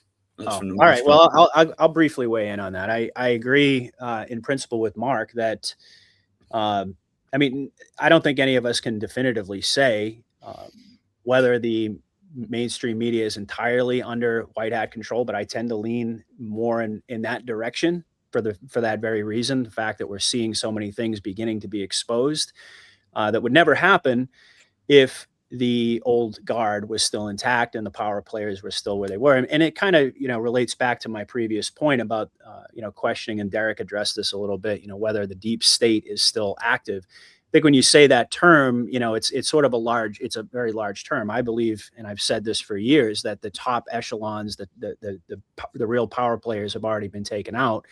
But I also can acknowledge that certainly we haven't eradicated all evil from the world. As Lewis was talking about, there's quite a bit of evil still going on right in front of our face. And what I was alluding to more in the sense of, questioning whether or not we're watching a entirely scripted movie, wholesale, like everything that we're watching is fake, versus ongoing operations. And I would I guess characterize them as being mop-up operations. That's a pretty, I've heard you, I think, Lewis, you described it very well in the sense that behind the scenes, the white hats taking down like the top echelons of the pyramid, so to speak, and then doing the mop-up operations, but the way that they're presenting it to the public is exactly the opposite. Right. Like we're going from the bottom all the way up to the top rung. So I think that there's still some gameplay happening as far as that goes. Just to clarify that point, do I believe that Hillary Clinton and Barack Obama and Joe Biden are actually still alive and running things, or Klaus Schwab or any of them? No, certainly not. But that's not to suggest we say the deep state is still active. I mean, I look at things around the world. Just even different theaters, things going on in the Middle East and so forth. It would seem very unlikely to me that that's just entirely fake, wag the dog, nothing actually real is going on there. It seems to make a lot more sense to me that there are outposts, that there are still strongholds and areas of concern that need to be dealt with. I mean, that's just my viewpoint. To think that we're simply just sitting back here enjoying our popcorn and watching a movie and no part of it, no aspect of it is real. I can't swallow that by any stretch, simply knowing the fact that evil still persists in the world. But as it pertains to the media, I mean, I'm in agreement with Mark primarily, although I can say that, it's like any other tool. It's the degree to which you wield the mainstream media as a reverse psychology weapon against the normies. We could certainly debate that. Yes, you don't want them, you don't want to jar them awake, because again, it would be counterproductive to the operation. Like you want this whole, my understanding of the movie aspect of this for the normies is to lead them down the path. So what they feel like is happening is an organic awakening, like their eyes are being open, and it has to feel as if it's coming from them, because if they feel for a moment like somebody is imposing this on me, a lot of you guys have referenced the idea of a coup, like all of a sudden their defenses would go up, and it would be the opposite of what the intended goal is, which is to make it seem like it's organic. Having said that, I think there's a case to be made that if the premise is correct, that the white hats are primarily in control of the dissemination of information, that at this stage of the game, kind of in line with what we were talking about before in terms of tangible results, tangible justice, using that tool a little bit more aggressively might not be a bad idea. Certainly, and I know that it's not a question of questioning the military and what, and I get what Derek is saying. I mean, I certainly understand, that like I respect the fact that I don't know things about the military and the laws and orders, et cetera. But I also believe that we're all part of this discussion, and it's important that all voices are being heard, right? And the fact of the matter is that there are relatively few Americans out there who have that military background, but nevertheless, they still have their viewpoints, they have their opinions, and they have their audiences, which have ultimately given them their platform because they're using their voice to express concerns that resonate with a wide array of people. So, I don't think it's personally, I don't think that it's mutually exclusive to say that, you trust the plan and you trust the president, but to also question certain aspects of the operation as we're going through it in the face of uncertainty. That's just my personal viewpoint. So I think the media, the more, and I remember talking about this very early on when I started doing shows, we all recognize, and Mark said it, they're the most powerful tool in terms of holding this matrix together for the normies. And the reality is that a lot of these people, most of them are so brainwashed that if the media started telling the truth in the way that we would define it and want it to happen, a lot of these people would just simply sit there and swallow it and absorb it and say, wow, okay, because that's the whole problem. They take their cue, that the way that they've been programmed, they take their cues directly from the mainstream media. And I don't think I would suggest that a vast majority wouldn't have that moment like, oh, I feel like I'm being manipulated. Oh, they're taking over. I mean, I understand from the perspective of announcing to the public that there's a military operation going on, that would cause some panic. But if you had arrests happening and you had the media reporting on the real truth behind the crimes that have been committed against humanity, most of the normies out there would just start to absorb it. Yeah. That's my view on it. So yeah, I'll leave it there. In regards to the media, I'll just be really quick on this. So people scream at me because I say, hey, there's a military operation and we, the people, are a big, huge part of the plan. Those aren't mutually exclusive. They're actually intertwined and work symbiotically together. And it's very, very important because we can't do this without the military. And I don't think the military can do this without the people. This is what the whole part of the acclimation process is. And I'm going to give a little bit of a clue to the acclimation process. I'll just use CNN as the antidote. CNN, a few years ago, were 100% anti-Trump, anti-anything conservative. And then what happened is they accidentally started playing a little clip here, oops, which was a disclosure, and another clip here, which is a disclosure. And then the next phase is what they did is they started to include conservative voices on panels, right? And then the next phase is they started to interview conservative voices, and the interviewer had no rebuke of what they were saying whatsoever. And now they're actually starting to show a story that may be in support of the Trump administration, so on and so forth. Now, if they would have jumped from zero to showing stories all of a sudden that were positive about the Trump administration, what do you think would have happened? Everybody would have figured it out and they would, oh no, they've been taken over. They would have screamed and it wouldn't have had the effect. So everything that we are seeing is a slow acclimation project. Mm-hmm. It's the reversal of the frog in the pot, which was all negative to get us here, to now bring us into a positive mindset. I believe this is, but if we really want the big trigger, people are going to get mad at me. We need a financial collapse, because that's when people will say, oh shit, this affects me now, I better pay attention. Yeah. 100%. That would be the faster way to do it. Or like I said, bring Joe Biden out and have President Trump remove his mask. That may help. That'd do it. Let's let Derek. This is Derek's wheelhouse. So I'm going to listen to you, Derek, and then I have to go, folks. This was a spontaneous here, but I want to hear the final words on the subject. That means I can't talk bad about you till you leave? No, you can do it now. You know I don't mind. Okay. Yeah, no, nothing bad.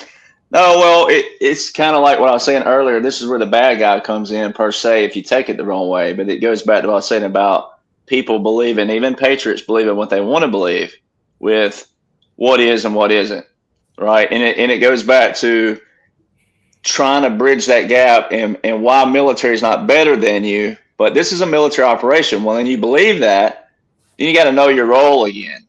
Patriots, 99% of patriots are self-appointed, and that's okay because you're supposed to be in another kind of manner, but you're still a civilian, right? So there's that. And it goes back to when you got a veteran sitting here, but especially one that knows and knows what I know and has spilled what I've spilled, that wasn't just to be a plug on my own. That didn't happen on my own.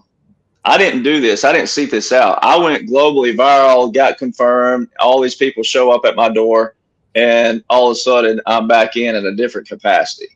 Not where I'd actually want to be, ironically. However, I don't question God. But when President Trump said to remember your oath, he meant it in a whole different spectrum because of what the slow roll is supposed to be. Now, I've made notes again. That way I stay on point. But, when you talk about opinions out there, well, it goes back to that old saying, opinions are like buttholes. Everybody's got one, and they typically stink sometimes. So, an operation negates opinions from the standpoint of not the chatter between you, but what is and what isn't. That's where the opinions get negated. It's not that you can't have an opinion, you can't talk amongst yourselves, you're supposed to, but when you're trying to talk about what is taking place, then there's a few people who absolutely know and can talk about it and break it down to where the general population can understand that. Like if I was able to go to every household in America or small groups and give them exactly, without even buying a book. It's not even about buying a book. It's not even about that. The whole book came about to give people a chronological order, and where if I don't know you and someone hears about me, hey, this guy's got the chronological book, it's for that reason. But if it was me personally, just like my documents, they're still free to the public. They're time stamped and time dated, but it gets people enough to sink their teeth into. They can already sink their teeth into it. Do they want to sink their teeth into it is the other biggest question. Well, they don't know that they want to because they don't know yet, which is the painful part for the patriots out there that are awake. But getting back to media, pulling in the media here, now let me get back to my notes. Why do we call it a movie? Right? Why is it called a movie? Because it's playing out like a movie. President Trump says we got to give the people what they want. Well, people love drama, so they have to do more like big Broadway, like, but also making all these kind of things like Lewis was talking about earlier, is where it's like, well, you know, when you go out here and make this statement, what gets people's attention? But it's a slow attention, but it's a big attention. So that's why President Trump will say the most bizarre things, because he can under military law. It's a whole different setup, right? But to the average public, they're like, why did he say that? What the heck? They're already thinking, though. They already got them engaged. See, so that's just marketing 101 right there. The other thing is President Trump said in 2020, which people try to attach a lot of his quotes to the time period, this don't have to do with COVID. He said the cure cannot be bigger than the problem.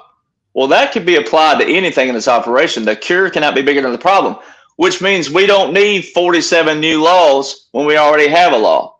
We need people to know the law, right? We need people to want to know the law. So then you get over to the media.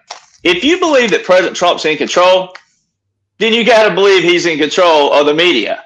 All right. You can't. This is one of those things. You can't believe in President Trump and then keep saying, oh, the deep state and the black hats and they're doing this and they're doing that. You can't believe that. It's not possible. You either believe we have it all, we caught them all. He said that 6 years ago now.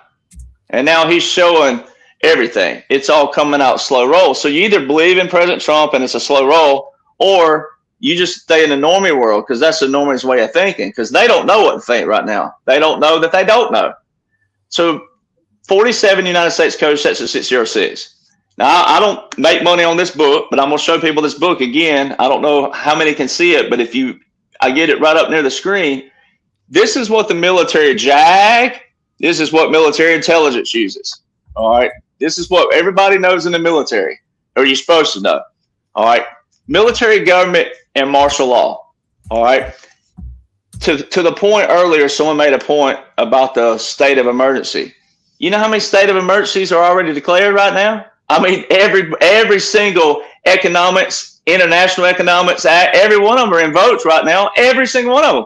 And guess what? They were invoked before President Trump ever walked into D.C. 17 times, that he says. They were already invoked. So see, what President Trump and the military are doing is going, hey, these idiots, they left everything open, right? There were 25 to this day. There's 25 national emergencies from 2016 back to 1979 that President Trump didn't have a single thing to do with. Iran, Venezuela, Congo, there's a few of them, right, that you've seen. Yemen, every action we've taken that people call a war, they're all diplomacy by the deep state, right, that President Trump's having to clean up, plus declared his own. So you got to go back to this. Title 10, Chapter 47, what we call military law, the Uniform Code of Military Justice. It was established in 1950. Title 10, Chapter 47 was 1950. All right. Then you go to a national emergency. When Congress overrode President Nixon with a veto, he tried to veto this, and they overrode him and did a 2/3 count, 2/3 vote, and overrode him and passed the quote unquote War Powers Act. It by law is actually unconstitutional because you don't need it. The same thing as we didn't really need Title 10, Chapter 47. We didn't need it because we already had military laws. All right. Presidential emergency action documents. There's 4 ways, only 4, that military pairs with federal. Executive orders, national emergencies, proclamations, and treaties. Well, executive orders are already a presidential power. All right. National emergencies are already presidential power. While all of those require the executive branch. For example, President Trump, in his first 100 days in office, which would have been 2025, this portion, he said, I've signed a record number, over 350 executive orders. If you go back and look at the Federal Register and also the whitehouse.gov, where they're logging all those now that they've never done before, there's only 100 to that day. Where were the other 250? Where are they? They got to be somewhere. Presidential emergency action documents. Now, they're draft classified. You can't Google those. You can't find those. You can't look them up. What are they? Where are they? Who are they? That's where you got to trust the president. So when you talk about a declaration, this book right here will tell you this, that the president can most certainly declare war without Congress. This has been accepted by Congress for 250 years because military came first in this nation. So this right here is the holy grail, meaning that this is what President Trump's going to be able to say, well, guess what? All the past Congresses have supported this, meaning the Constitution has supported this. So 47 U.S. Code, Section 606, is a war powers that the president can control the media. He can control all the broadcasting, what goes out, what's being said, how they're using it. So in order to get a flippage, I call it a flippage, but in order to flip that over to the public, the slow roll, but also get the public engaged, is to exonerate President Trump using the media, the voices that they think have been traditionally against him. They start rolling it out. But he's using their own national emergencies against them, the deep state. That is the deep state right there, where you say, you use it in that context. Even though they're gone, you're saying, hey, President Trump's using all their verbiage, all their laws, all their unconstitutional laws against them, all right? And he's using the media to do so. And that's a power of a national emergency. So in 1973, Congress made it to where a president had to declare a national emergency to use the military. Well, there you go. There's the law he needs. Even though I think it's unconstitutional, he says it's unconstitutional, you still use it because it's legislated, unconstitutionally legislated.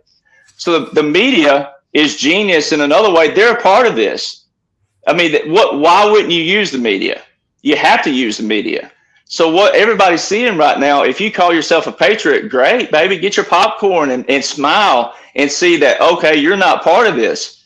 If you already know that, you're not part of this. But the people out there, they don't know a single term from a single sentence, of a single paragraph, of a single law. So they have to see it this way, and it's a slow roll. So Comey, if we were still in the days of old, Comey has not posted on his X account since June last year. Why? How come he can't? All right. He was posting 8647 pretty heavily, and then all of a sudden, boop, disappears. Right? If Comey was free and roaming, he'd be on there. Obama, ladies, here's the ladies again. If your man, right, didn't step up for you when some burly guy in his little whitey tighties, even though he's muscled and he can whoop your butt, but he gets on world TV and says, Michelle Obama has a set of balls, by the way. When your man don't come to your defense, even if he got his butt kicked in a real fight, that's one fight, man. Men out there, you just go ahead and lose. It don't matter how big the guy is. If this dude says your wife has a set of kahunas, you go ahead and get knocked out for that. You stand up for that. Man, don't you talk about my wife like that. Where's Obama? If we were in the days of old, think how much they dominated the airwaves with all their bull crap and all their drama and their own petty drama against each other. You don't see that anymore. When you really home in on the laws and the orders of the operation, and then you take what Mark's old colleagues used to do, right? Because it wasn't Mark, but it was his old colleagues that do it. When you take what they're doing right now, every single article applies to something going on strategically. It's not something that's flagrant and out of the blue and, oh, someone said something about this. Even something as crazy as the 747 or the new Air Force One, quote unquote, the bridge. Something as petty as that to the general public. Oh, an aircraft, that's a big deal. Yeah, it's a big deal, right? Because that particular aircraft is the aircraft of all aircrafts, right? So there's little things that can show you what they're doing. And then some of it is a distraction to get people to look over here. We're doing something over here. All right. So the media is the absolute last player that you need to absolutely flip the whole script. And in the movie, do you arrest people at the beginning of the movie, the middle, or the end? Right. In President Trump, they've scripted this to where that's why he uses Pavarotti. Whoa, right? Well, you don't do whoa at the beginning of the movie, right? Unless you just use a partial clip. Something like Lewis, he's a producer. He might use a partial clip to give you like a what's coming, and then blah blah blah blah, boring, or facts, not boring facts, but just saying like what people call boring, the setup, and then you get to that part where everybody's like, oh, here he is. There's Patrick Swayze. He's about to do the dirty dance, right? There he is. He's about to do the arch, right? And then the movie does what? Now I had the time of my life. That's a perfect song because it builds up, right? And then, what's President Trump going to do? He's going to do that, right? So a lot of people got to see it as what they're doing it. But again, everybody can know right now. So when everybody says what they say, you go, well, everybody can know. The laws are all public. It's all public knowledge. And then also, again, how come you don't know? How come I know and you don't know? So it always goes back to how come I don't know and you don't know, or how come I know and you don't know? It's an equation, right? So it's just, I don't know. Without being offensive, it's one of those things that goes back to 47 U.S. Code, Section 606. President Trump said, I can use the War Powers Act, and I can use the Aliens Act, and I can use this, and I can use that. And Congress, it don't matter what they say, they're under operation. What did the Supreme Court say about the 1798 Aliens Act? They ruled he can use that. That's a wartime power only. But guess what they didn't say? They didn't say the Aliens Enemies Act, which is what it is now. They said the Aliens Act. That's the old act. Mark, remember, it's got the Seditions Act tied to it, right? Now, if you go to Google, they'll tell you that, oh, they abolished that in 1800. They didn't abolish it. They didn't abolish it. They just said we don't need it anymore. So why did the media use 1798 Aliens Act, not the verbiage 17 Aliens Enemies Act? It's a huge difference. So see, what President Trump's doing, Democrat presidents already done it. Teddy Roosevelt, he arrested, I don't know how many it was. So you gotta be able to look at the war powers and always go back to like this right here. Let me put it up again one more time. I don't make money on this, by the way. This ain't my book, but this is a book that everybody can sink your teeth into, William Berkheimer. All right. And when you read this book, you're going to be accelerated in knowledge on what the president can do. And getting to the person who mentioned the State of Declaration, a proclamation. Everybody, when you read martial law portion, the martial law, the president don't have to tell you when he declares martial law. He absolutely does not. He has to do it by proclamation. If you go back to 2019, February 2019, President Trump, Proclamation 9844. All right. That's when he invoked Title 10 of the National Guard to the borders. All right, but that's still a proclamation. He didn't do it by executive order. He did it by proclamation. All right, that is a proclamation. And what followed after February 2019? All these national emergencies by President Trump that specifically to do with the military. So the proclamation is already there. We're already in martial law, but you don't have to know that. It's kind of like, again, if you don't like wolves, there's a wolf on your door. I know how to get the wolf off your door without alerting you. Immediately, I go over there and get that wolf, and then I know you, Mark. You're terrified of wolves, Mark. I know you hate them, but guess what? A month ago, there was a wolf at your door. Well, Mark's not going to be as alarmed if I said, last night there was a wolf on your door. All right, you had just walked out to get your newspaper, Mark, if they existed anymore, and I got that wolf, though, right after you did that. Mark would be like, I'm not going out at night anymore to get my newspaper, right? He still may not. But he's more prone to knowing that I'm over there watching and going, I'm watching for those wolves, Mark. Don't you worry. You keep getting your newspaper, Mark. I'm watching the wolves. That's what the military is doing right now. We got all you covered. Nothing's going to happen to you. Now, like Lewis said, there are some low-level hanging fruit because there are evil people in the world, just people. It don't mean they're to do with operation. They're just stupid and evil people who want to commit crimes, who are all wacko right here. There are that. And that's where you, the people, we the people, have to home in even more on that. So what do you look for and how do you recognize it? And Lewis is great at that because he's got all the documentaries on what to look for and tracking how they operate and all these other things. And he talks about that a lot. He's been talking about it for a long time. So it's a matter of people homing in on the people who know what they're talking about and homing in on that, but applying that to where when you're walking around, if you do see something, don't be Barney 5 completely, but there's a bridge there, like where you're not Barney, but you're still aware and you're like, that don't look right. That looks suspicious. That looks like what Derek says. That looks like what Lewis says. That looks like what Mark says, and et cetera, et cetera, et cetera. Right? So there's a bridge there. It's always a bridge. Yeah. Hey, I got to roll, guys. I got to roll. I wanted to make let me make one correction to the record really quick. Obama was the wife in the relationship. Just so you know. Oh yeah, exactly. Lewis, I know you've got to run, Lewis. Can you just give a quick word about the children just to finish? Because ultimately, this is why we're all here and we're seeing these, all these operations being taken down and stuff. And you've done some great work. It is about the children. It has always been about the children. And I've railed against certain podcasters that have built their podcast on child trafficking and then abandoned it years ago because they already built a following, right? And I call them out. So we are not even fighting for ourselves. We're fighting for the future of the children, the grandchildren, the great-grandchildren, people that won't even be related to us. And we're fighting for people that hate us right now.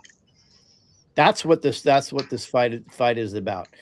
I was hoping that exposing the child trafficking would motivate a lot more people. But what it really did is it got people in denial. That's where I failed. It actually pushed them into more denial, where they put their walls up and their covers up. So this is why this slow disclosure, which I learned several years ago, is so important, that we give them just a little piece at a time, and it builds and it builds and it builds. That doesn't count the people in the know, obviously. But we're not fighting for us, guys. Let's be real about this. We're fighting for the people that don't have a clue. So I would absolutely recommend, which I talk to people all the time, and I'll leave it with this. Let's not truth barf on people that have no clue what's going on, right? I think you speak to them where they're at. And unless you're my wife, she's a hairdresser, she can lock their ass down and she could just let them know everything, and they're going to come back for more and like it. But unfortunately, if I'm talking to somebody, in line at the grocery store, I will acclimate myself to the big stuff, just because I have to feel out where they are. But it's always about the children. And this is why I say that I do believe the good guys are in control of the chessboard. So they have the moves and they control the chessboard. But even in a chess, you can still take out pawns and take out other things on your way to losing, right? So that's why it's up to us, we the people, to really educate. And even let's assume that everything's fixed, but we still need to educate people on how it is not, so they can see it for themselves. And that's why it's so important to show that there's election fraud, and it's important to show that in the United States we have 4,500 more poisons in our food than you do in Europe. These are very important things to show. By the way, which would actually support the military and what they're doing when we start showing people this, because they're even going to be looked at as more of the heroes, the more disclosure that we can do personally. And I believe we're going to get to a point, people say, how's the wake up going to be? I don't think it's going to be coming as much from President Trump and Elon. I think it's going to be coming like people here, and they're going to be retweeted by President Trump, Elon, and other people. And therefore, it's going to be more palatable for we the people, because there's not a specific agenda behind it. So I think we're in for fun times. We're in for trying times, but this is part of what we're dealing with. And I'm thankful and blessed that I can even be helpful, hopefully, and part of this in the least bit. And I'm going to end it with this. I saw the future a long time ago, and it is glorious. I just hope I'm here to see it in the Perfect.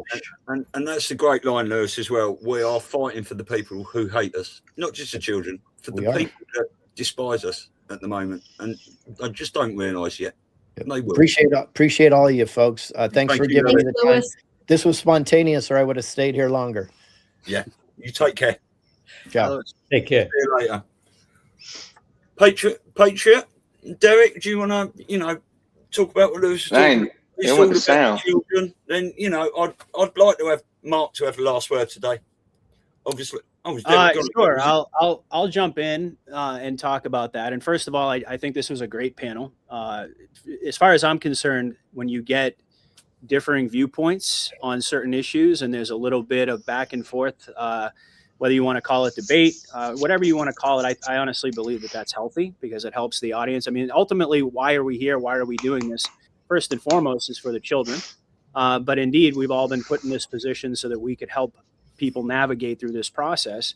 And I think that it's actually a good thing when you have sometimes a little bit of disagreement about certain aspects of the operation, how it's playing out, because it allows people to exercise their own discernment, to dig a little bit deeper.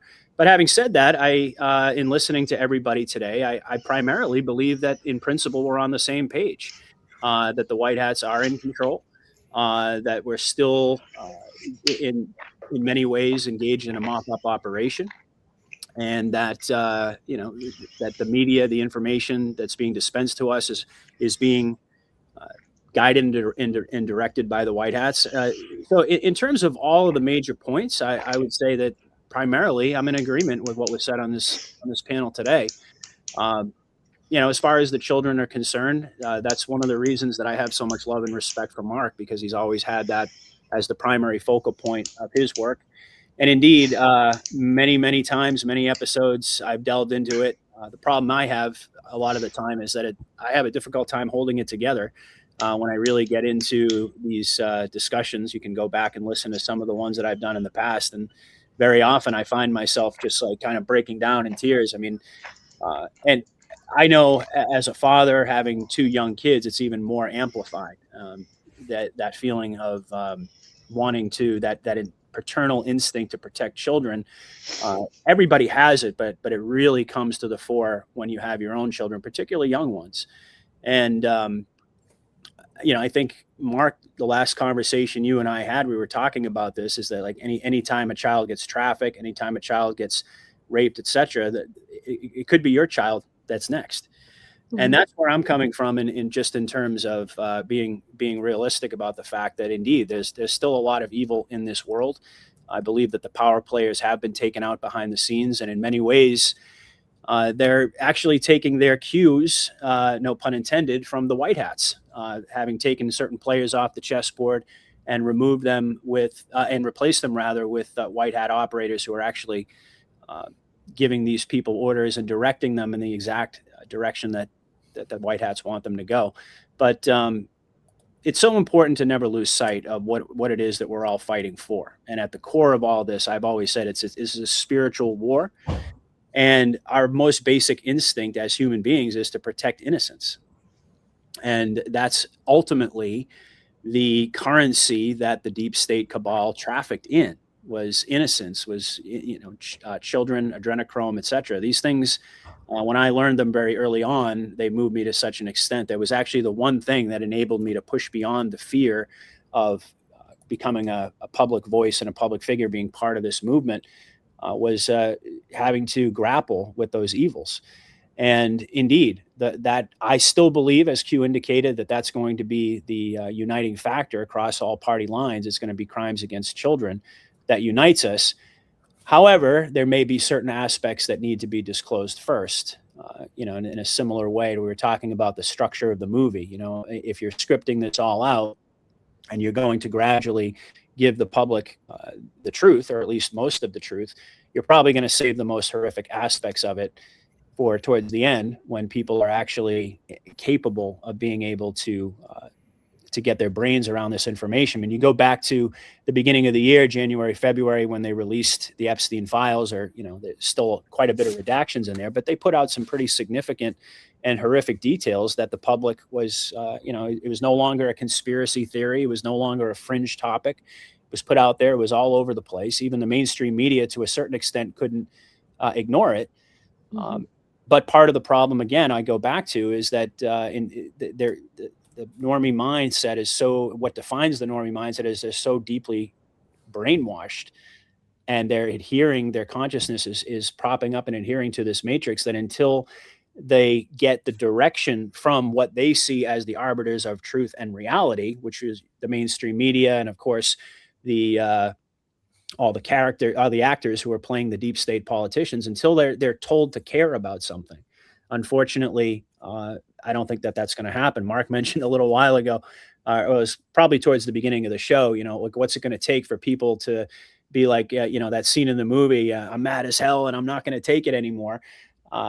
I'd like to think that folks would get there on their own, and perhaps they will eventually. But the more cynical part of me still believes that they're not going to actually turn that corner until they get their cues from the mainstream media and the people that they see as trustworthy, And who knows? It could be wrong. I could be wrong about that, but either way, I do believe we're headed in that right direction. So once again, I just want to thank you guys for inviting me on the panel. Mark, again, happy birthday. And I really appreciate being part of this discussion. Thank you, Patriot. Derek, final thoughts? Oh, yeah. Well, happy birthday, Mark, first and foremost. And you don't look a day over 70, but I'm just kidding. You screwed up. I am already way over. No, I was trying to make a real good bad joke, see? But maybe I should aim higher. Well, you don't look a day over 90. There you go. All right, there you go. There we go. Well, I think the other thing, though, is like sometimes when I'm perceived the wrong way, and I get that, but I'm okay with that because, there's a photo that I put up of a big Irish white ass that's like next to a window in the helicopter. I speak on behalf of a lot of veterans and armed forces. Let's just go with that. And so we are always perceived as these hard asses, know-it-alls, cocky, conceited, and all this other stuff. The military gets that a lot, and especially with the civilian world. There's a lot of liberals, Democrats, they hate the military. Deep down, they hate it, even though it's the very thing that gives them their voice. So it's also teaching the Patriot world out there that are civilians, like, how do veterans talk? How do we think? And then also knowing that this is a real operation. But the operation is defined by laws and orders. It can't operate. That's another thing this book talks about. It talks about the Declaration of Independence. But it says without laws and orders, you have chaos. So what do you want? You get a choice. Do you want chaos?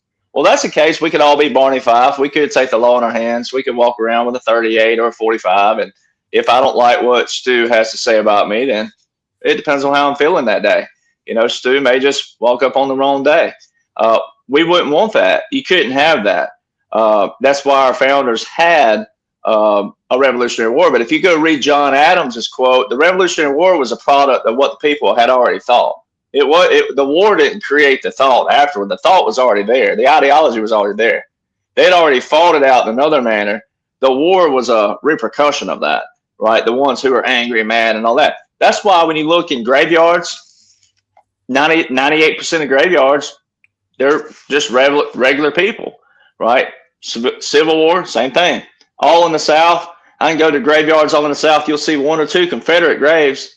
The rest, all the same time period, didn't fight, didn't get in war. But the average perception now, if you're talking to someone up north, especially someone who's liberal, you talk about the Civil War, they think everybody in the South fought the Civil War. It's like, it's just not the case. So I speak on behalf of one, the soldiers who have already taken that fall or have gone on. My dad already passed now. He was in the very first Special Operations Command of the Air Force that JFK established. Secret clearance, top secret clearance. There's stuff he and I could talk about because I also had the same clearance level. All right, there's things that we could talk about. Some things he wouldn't talk about because he felt that was his duty and honor to keep it what he knew, and that's okay. That's what you're supposed to do. So see, there's a lot of aspects of the military people forget about.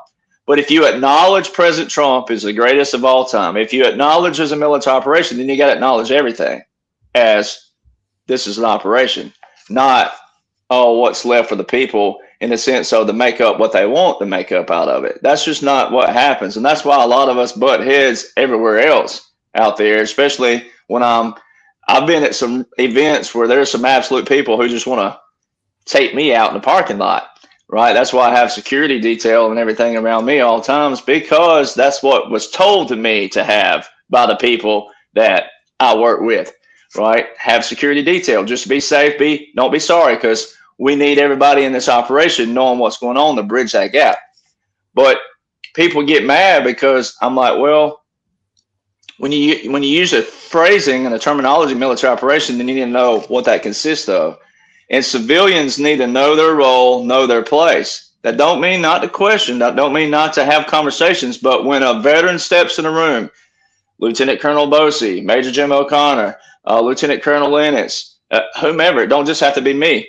Know your role in that place, right? Because when you have a bunch of civilians talking about military operations of which you've never been a part of at any capacity, then if you're a person of influence that someone likes and you're up there negating what the veteran's sitting there saying is absolute fact by law, but they don't know that yet, operation, they don't know that yet, order, they don't know that yet, then you still misleading those people. And that's all that what we're trying to say is that we're over here trying to bridge the gap with just the civilians, right? There's a lot of bridges out there that has to be filled in. It's like, so when a veteran steps in the room and you got people up there like in New York, and I'm not knocking it, that's great. The venue was awesome. Everything was perfect, but you get one person in there going, come on, buddy, let's get up there. Let's tell them what's up. Dude, you're not part of this operation. You're part of the civilian world. That's fine. But you're not part of the military operation, right? So there's that gap, and that's where that respect has to come in. When they do start showing President Trump as this hero to the libtards, when they do start showing your General Flynn's and different people out there, the other side that opposes them right now, they're supposed to respect them in the right kind of manner, not bow down to them. I'm not saying that, but you got to have that respect factor of what they went through that you didn't go through, that they're a part of. Right. So there's always those respect factors, not bow down and worship, but a respect factor, getting that merit base back into it. Like if Mark wanted to be, I don't think he does, but let's say Mark wanted to be back in the mainstream media. Here he is. He worked up. I know I'm saying the clean out portion. Right. But let's say that they said, Mark, you were in this for 40 something years, and then you're this and you're that and you're this and you're that. Like, you may want that. You may want to walk back in that. But let's say that I don't know what all you won accolades wise, but let's say that you did get back in there. Then all these younger people should look up to you from that standpoint. You're going, hey, this guy's paid his dues. He's earned his right, but he was also honest, intelligent, with integrity, and he did it right from the start, right? And what we have in society, I've seen a lot of elders don't get the respect they're due, right, whatsoever, So there's a lot of that has to be bridged before we could ever get into the arena of who's going to be the new who and who's going to deliver. So that's part of the major part that's happening right now, is that mainstream media was so controlled by the powers that be back here. See, no one ever talks about, and Mark knows, you've known them and you've met them yourself, but no one ever talks about the people who owns these networks and who is back here. They're all interwebbed together. It's like Mark and I have talked about the music industry. They're all chained together back here. They're all tied. These networks are tied together.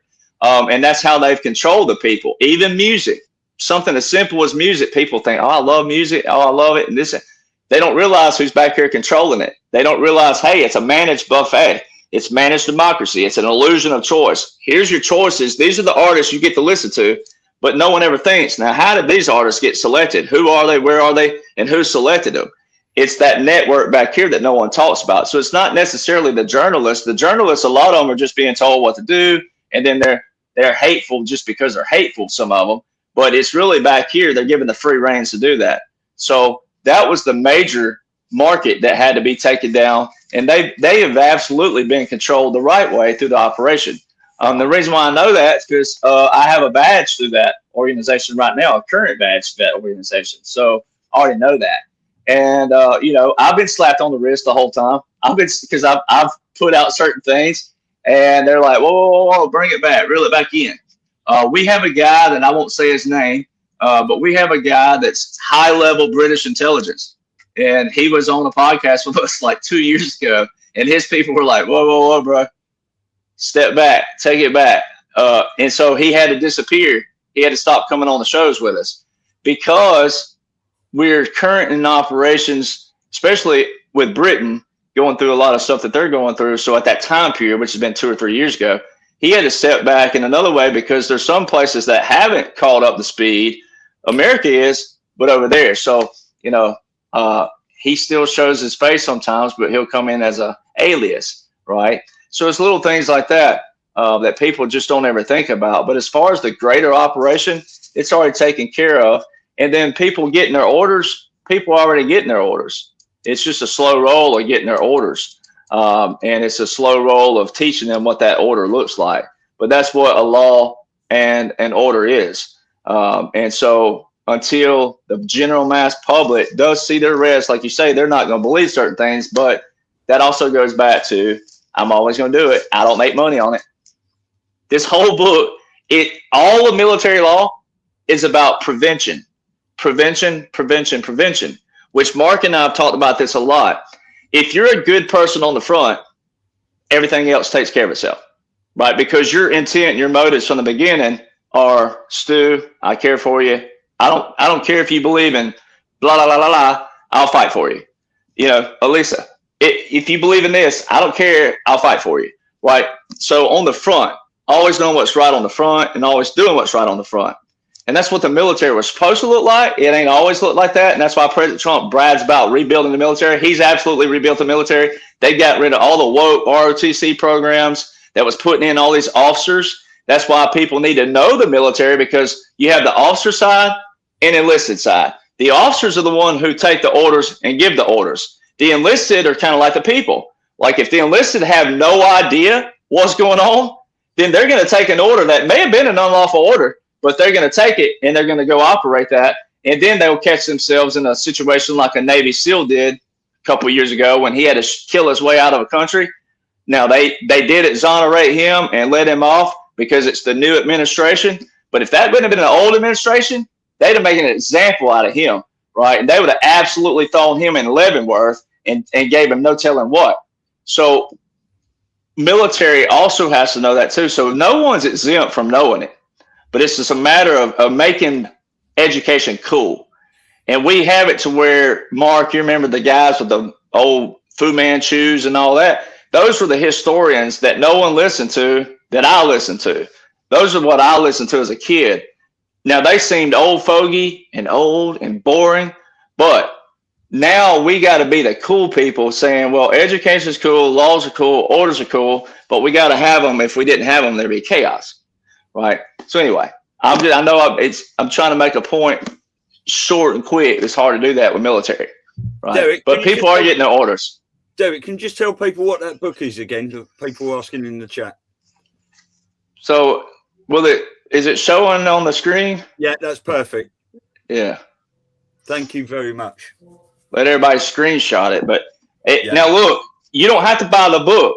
If you just want a tangible book, but if you go to Google and just type in that, they got PDFs in this. There's a certain .org site, and it's a guy's name. And I can't think of his name right now, but it's his name / .org / something, and it's the full PDF version. If you don't want to buy the book, I always have books because of my library. But if you don't want to buy the book, they got a full PDF version, and you can Control F, and type in military government. Control F, type in occupation or whatever you want to do. That's how you search the words. Yeah, perfect. Thank you, Derek. And Lisa, you want to say final few words? Because I just want to say it's a brilliant panel today. Lots of great information and awesome chat as always. And thank you for coming on. Much love to the maestro, obviously, out there. And we'll meet up again soon. Elisa, and then I'm going to leave the last words to Mark today. Yeah, no, this was great. I want to thank you guys, and a thank you to Lewis, who had to go. It was just, I think it was a very honest, and I think there was just a lot of intellectual sharing on this that's very helpful. And I think if we had to sum everything up from a civilian standpoint, we really don't know what's going on, but I think we all have great faith that the outcome is going to be wonderful. and we just kind of have to hold the line and stay strong. And it's not just about waiting. That's kind of the takeaway I always have. You can't just sit and wait for anything. You can't wait for someone to call you. You can't wait for things to work. You just have to start doing and getting involved in wherever your heart is leading you. Obviously, we're all very committed to helping the situation with the children, but there's lots of ways you can get involved on a local level, in the way that fits your time, your talents, your passions. And I think everything will happen in the time it's meant to happen, but we are meant to do our part. And that might even just come to giving support to people who are confused. So thank you everyone for being here today. A big happy birthday to you, Mark. Hold on, I got a quick question. You just said we can't wait. So Mark has a bunch of guitars. So does that mean I don't have to wait for him to give me ones? Can I come over there and just take one? Absolutely. Okay. Perfect. Mark? You know, first of all, thank you, everybody. This was a lot of fun. It was great and some great information. Everybody had a lot of input here, a lot of very, very important input. But Derek just brought up something that is something I've spoken about for a long time and really rings true to all of this. There is a reason that I created this. Okay. And the reason that I did it is because it's not an art. It is a long lost and very sadly lost aspect of our societies. And I say societies because I can't say it often enough. This is a global thing that's going on. The respect that people have been groomed, for lack of a better way of putting it, groomed into negating to each other, to your elders. That's nothing in particular in regard to me, but you know, to your elders, to look at what we've seen from quote unquote entertainers, from the population in general, in regard to the president of the past 3 terms. Okay. There are a whole bunch of patriots out there who couldn't stand that jug-eared fool that was in office from 2008 or 2004 to 2012. Was it? I forget. Anyway, whenever that jackass was in office. 2008 to 2016. Thank you. Yeah, there you go. So, you know, you're dealing with a situation like that, but there was always respect for the office. That has been lost. And that agenda that's been put out there by the mainstream media, by the people who have brought us such wonderful things as Antifa and Black Lives Matter and things like that. When I talk about the fact that we have to unify and we have to get together and work together as one people, one human race, it doesn't matter if you're black or white, if you're Jewish or Christian, or if you're male or female, if you're gay or straight, it doesn't mean squat. What does mean squat is that word behind me. Because if you don't have the same respect towards other people that you expect toward you, you ain't never going to get it. And we're never going to advance as a civilization. So Derek bringing up respect is very, very important.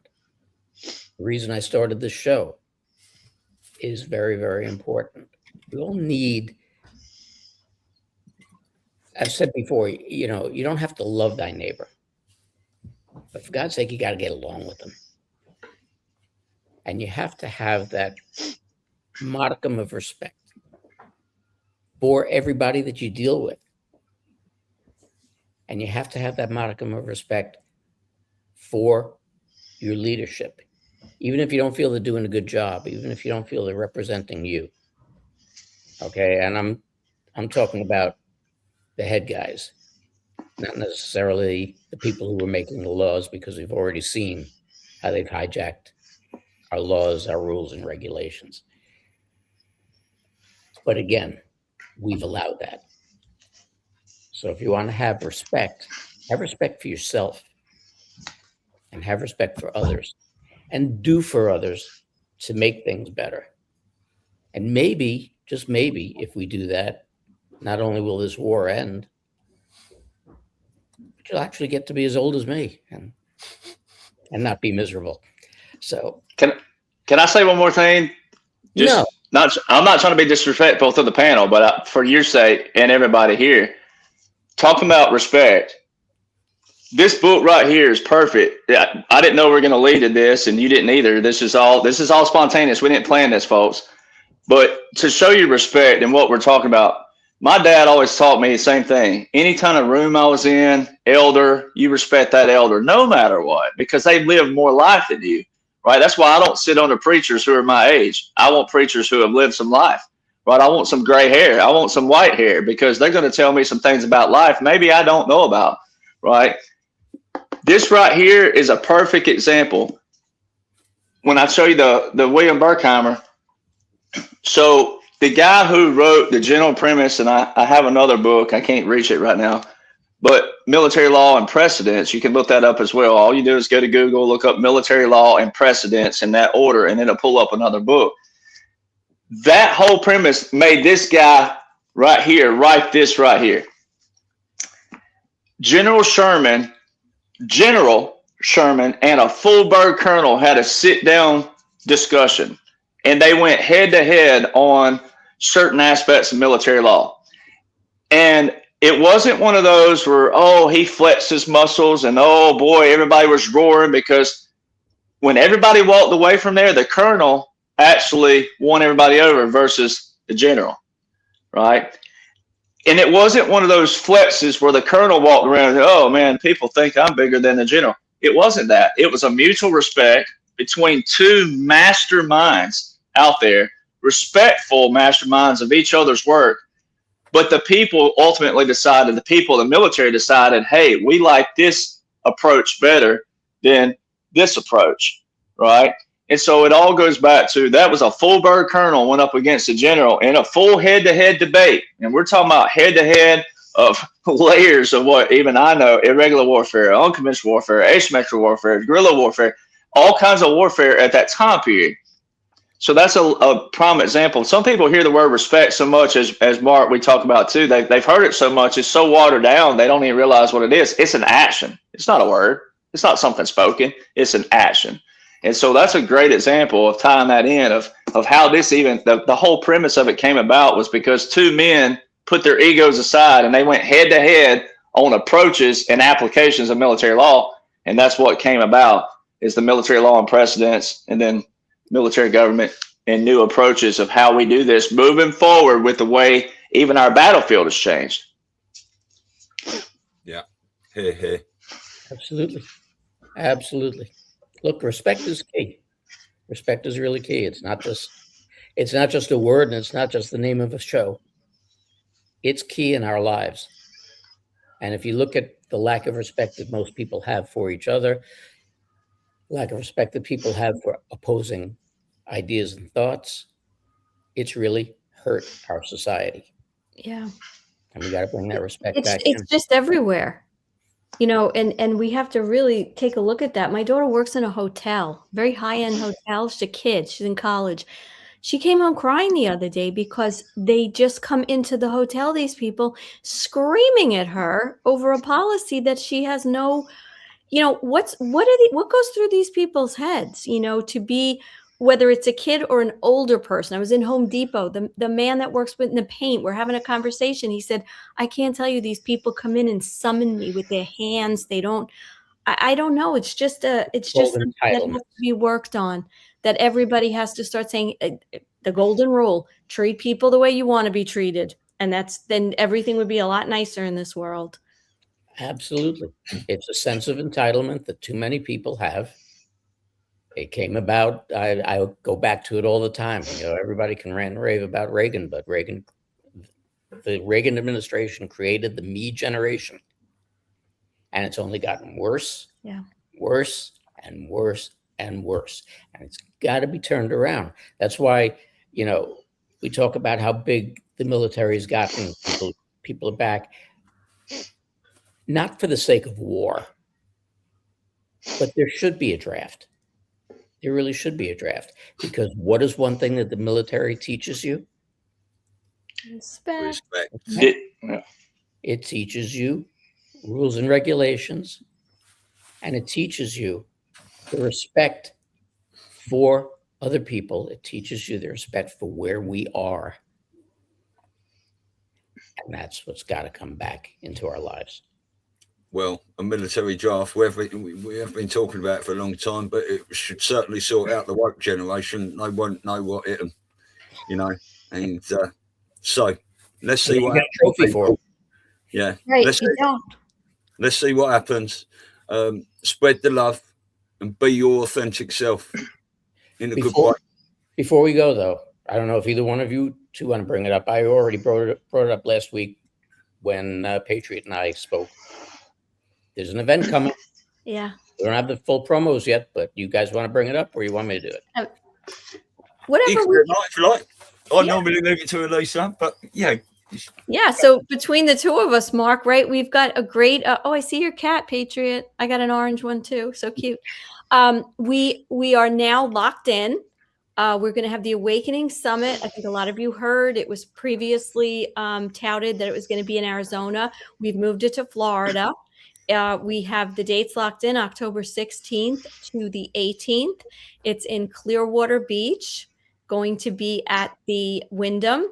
And our website is being updated. It's incredible. It's going to just be so amazing, because you're going to be able to get your tickets, buy merchandise, book your rooms, do all kinds of things through the website. About another week or so, I think we'll be in good shape. But in the meantime, mark your calendars, October 16th to the 18th. We've got an incredible roster of speakers from all aspects of this movement, if you will. Of course, our main focus of education and what you can actually do to become involved is about helping the children, whether it has to do with trafficking or it has to just do with, any kind of exploitation that's going on. Mark, you want to add anything to that? No, I mean, we've got a fantastic roster of speakers. We really do. And it's, there's going to be a lot of it that's going to be about child trafficking, but I know, look, I've gone through it, and Elise has explained to me how many times since they've taken over the show, how debilitating it is emotionally. Yeah. So we're not going to have it all about that. There will be speakers on other behalves, including Derek, but facts being what they are, it's going to be a great event in a great place. I went and checked out the venue. It's a stunning, as I like to say, a drop dead stunning place. You're right on the beach. If you want to make a week's vacation out of it or an extended weekend, it's a great place to go. So it's going to be a fantastic event in a great place with some great people. And look forward. However, you got to bring your strongest prescription sunglasses, because when I'm in a bathing suit, this all Irish will blind you and the sun. I got a rant on here that I want to read, if you guys don't mind. It's been up. Yeah, of course. So this was from Sandy Toe 17, a $50 rant. Very generous. Thank you. She says, excellent Patriot panel. Thank you all for what you do. D-Class and D-Codes aid onboarding new people. Those here today are foragers and leading the next level of ascension. And I thought that was a really great rant. Loved it. And, look, somebody else made a really important, and I'll close with this really quickly, but somebody made another important comment in here, which is, I don't conflate respect with trust. They're independent. So I just want to leave people with that, like respect and trust are independent things. And a lot of important things were said today. I think they were all, everybody contributed to the panel in a meaningful way. And let's not forget, it's a military civilian alliance. Obviously, the White Hats wanted these discussions to happen. They wanted civilians, particularly, along with people who have military backgrounds, to be involved and engaged in this discussion. If they didn't, then we never would have got the Q drops. So just keep that in mind. Is all I'm saying is that it's important to hear multiple different perspectives, and you can respect somebody, but at the same time, you can have a healthy disagreement with them. And you don't necessarily, you can also respect someone and still retain your objectivity and still question things. I think that's also an important message that I just wanted to leave folks with. But I value the experience of being here today, and I just wanted to give that rant a little bit of airtime. So thank you, Stu and Elisa. Mark, again, happy birthday. Thanks. And Derek, thanks so much. Yeah, brilliant. What a beautiful place to end. And where we go one, we go all. Means all of us. Right. Yeah. Thank you, guys. Thank you, everyone in the chat, for joining. It's brilliant. And I think we'll see you tomorrow. Happy birthday, Mark. Happy birthday. See you. Take care, everyone. Everybody. See you later. Bye.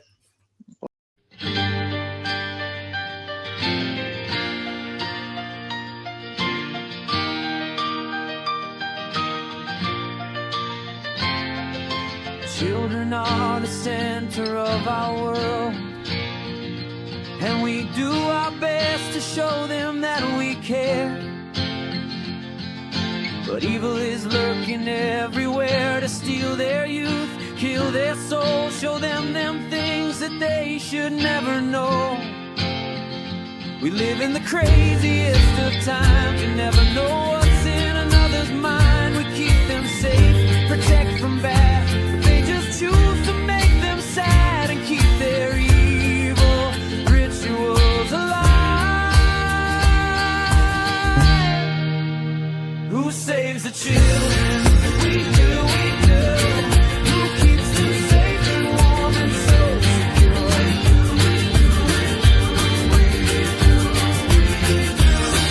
We do, we do. Who saves the children? We do, we do. And we'll fight to death to keep it safe for you.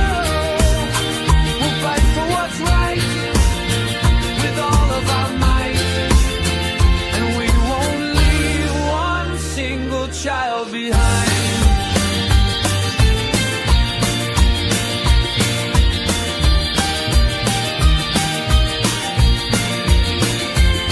They've been here since the dawn of time, and their actions take a twisted mind. But we won't stand no more. We'll track them down for sure and make sure that they are gone forevermore. Why can't you see the crimes committed on our kids by the powers that be? How long do we wait? How many must die? How many loving parents need to cry? Who saves the children?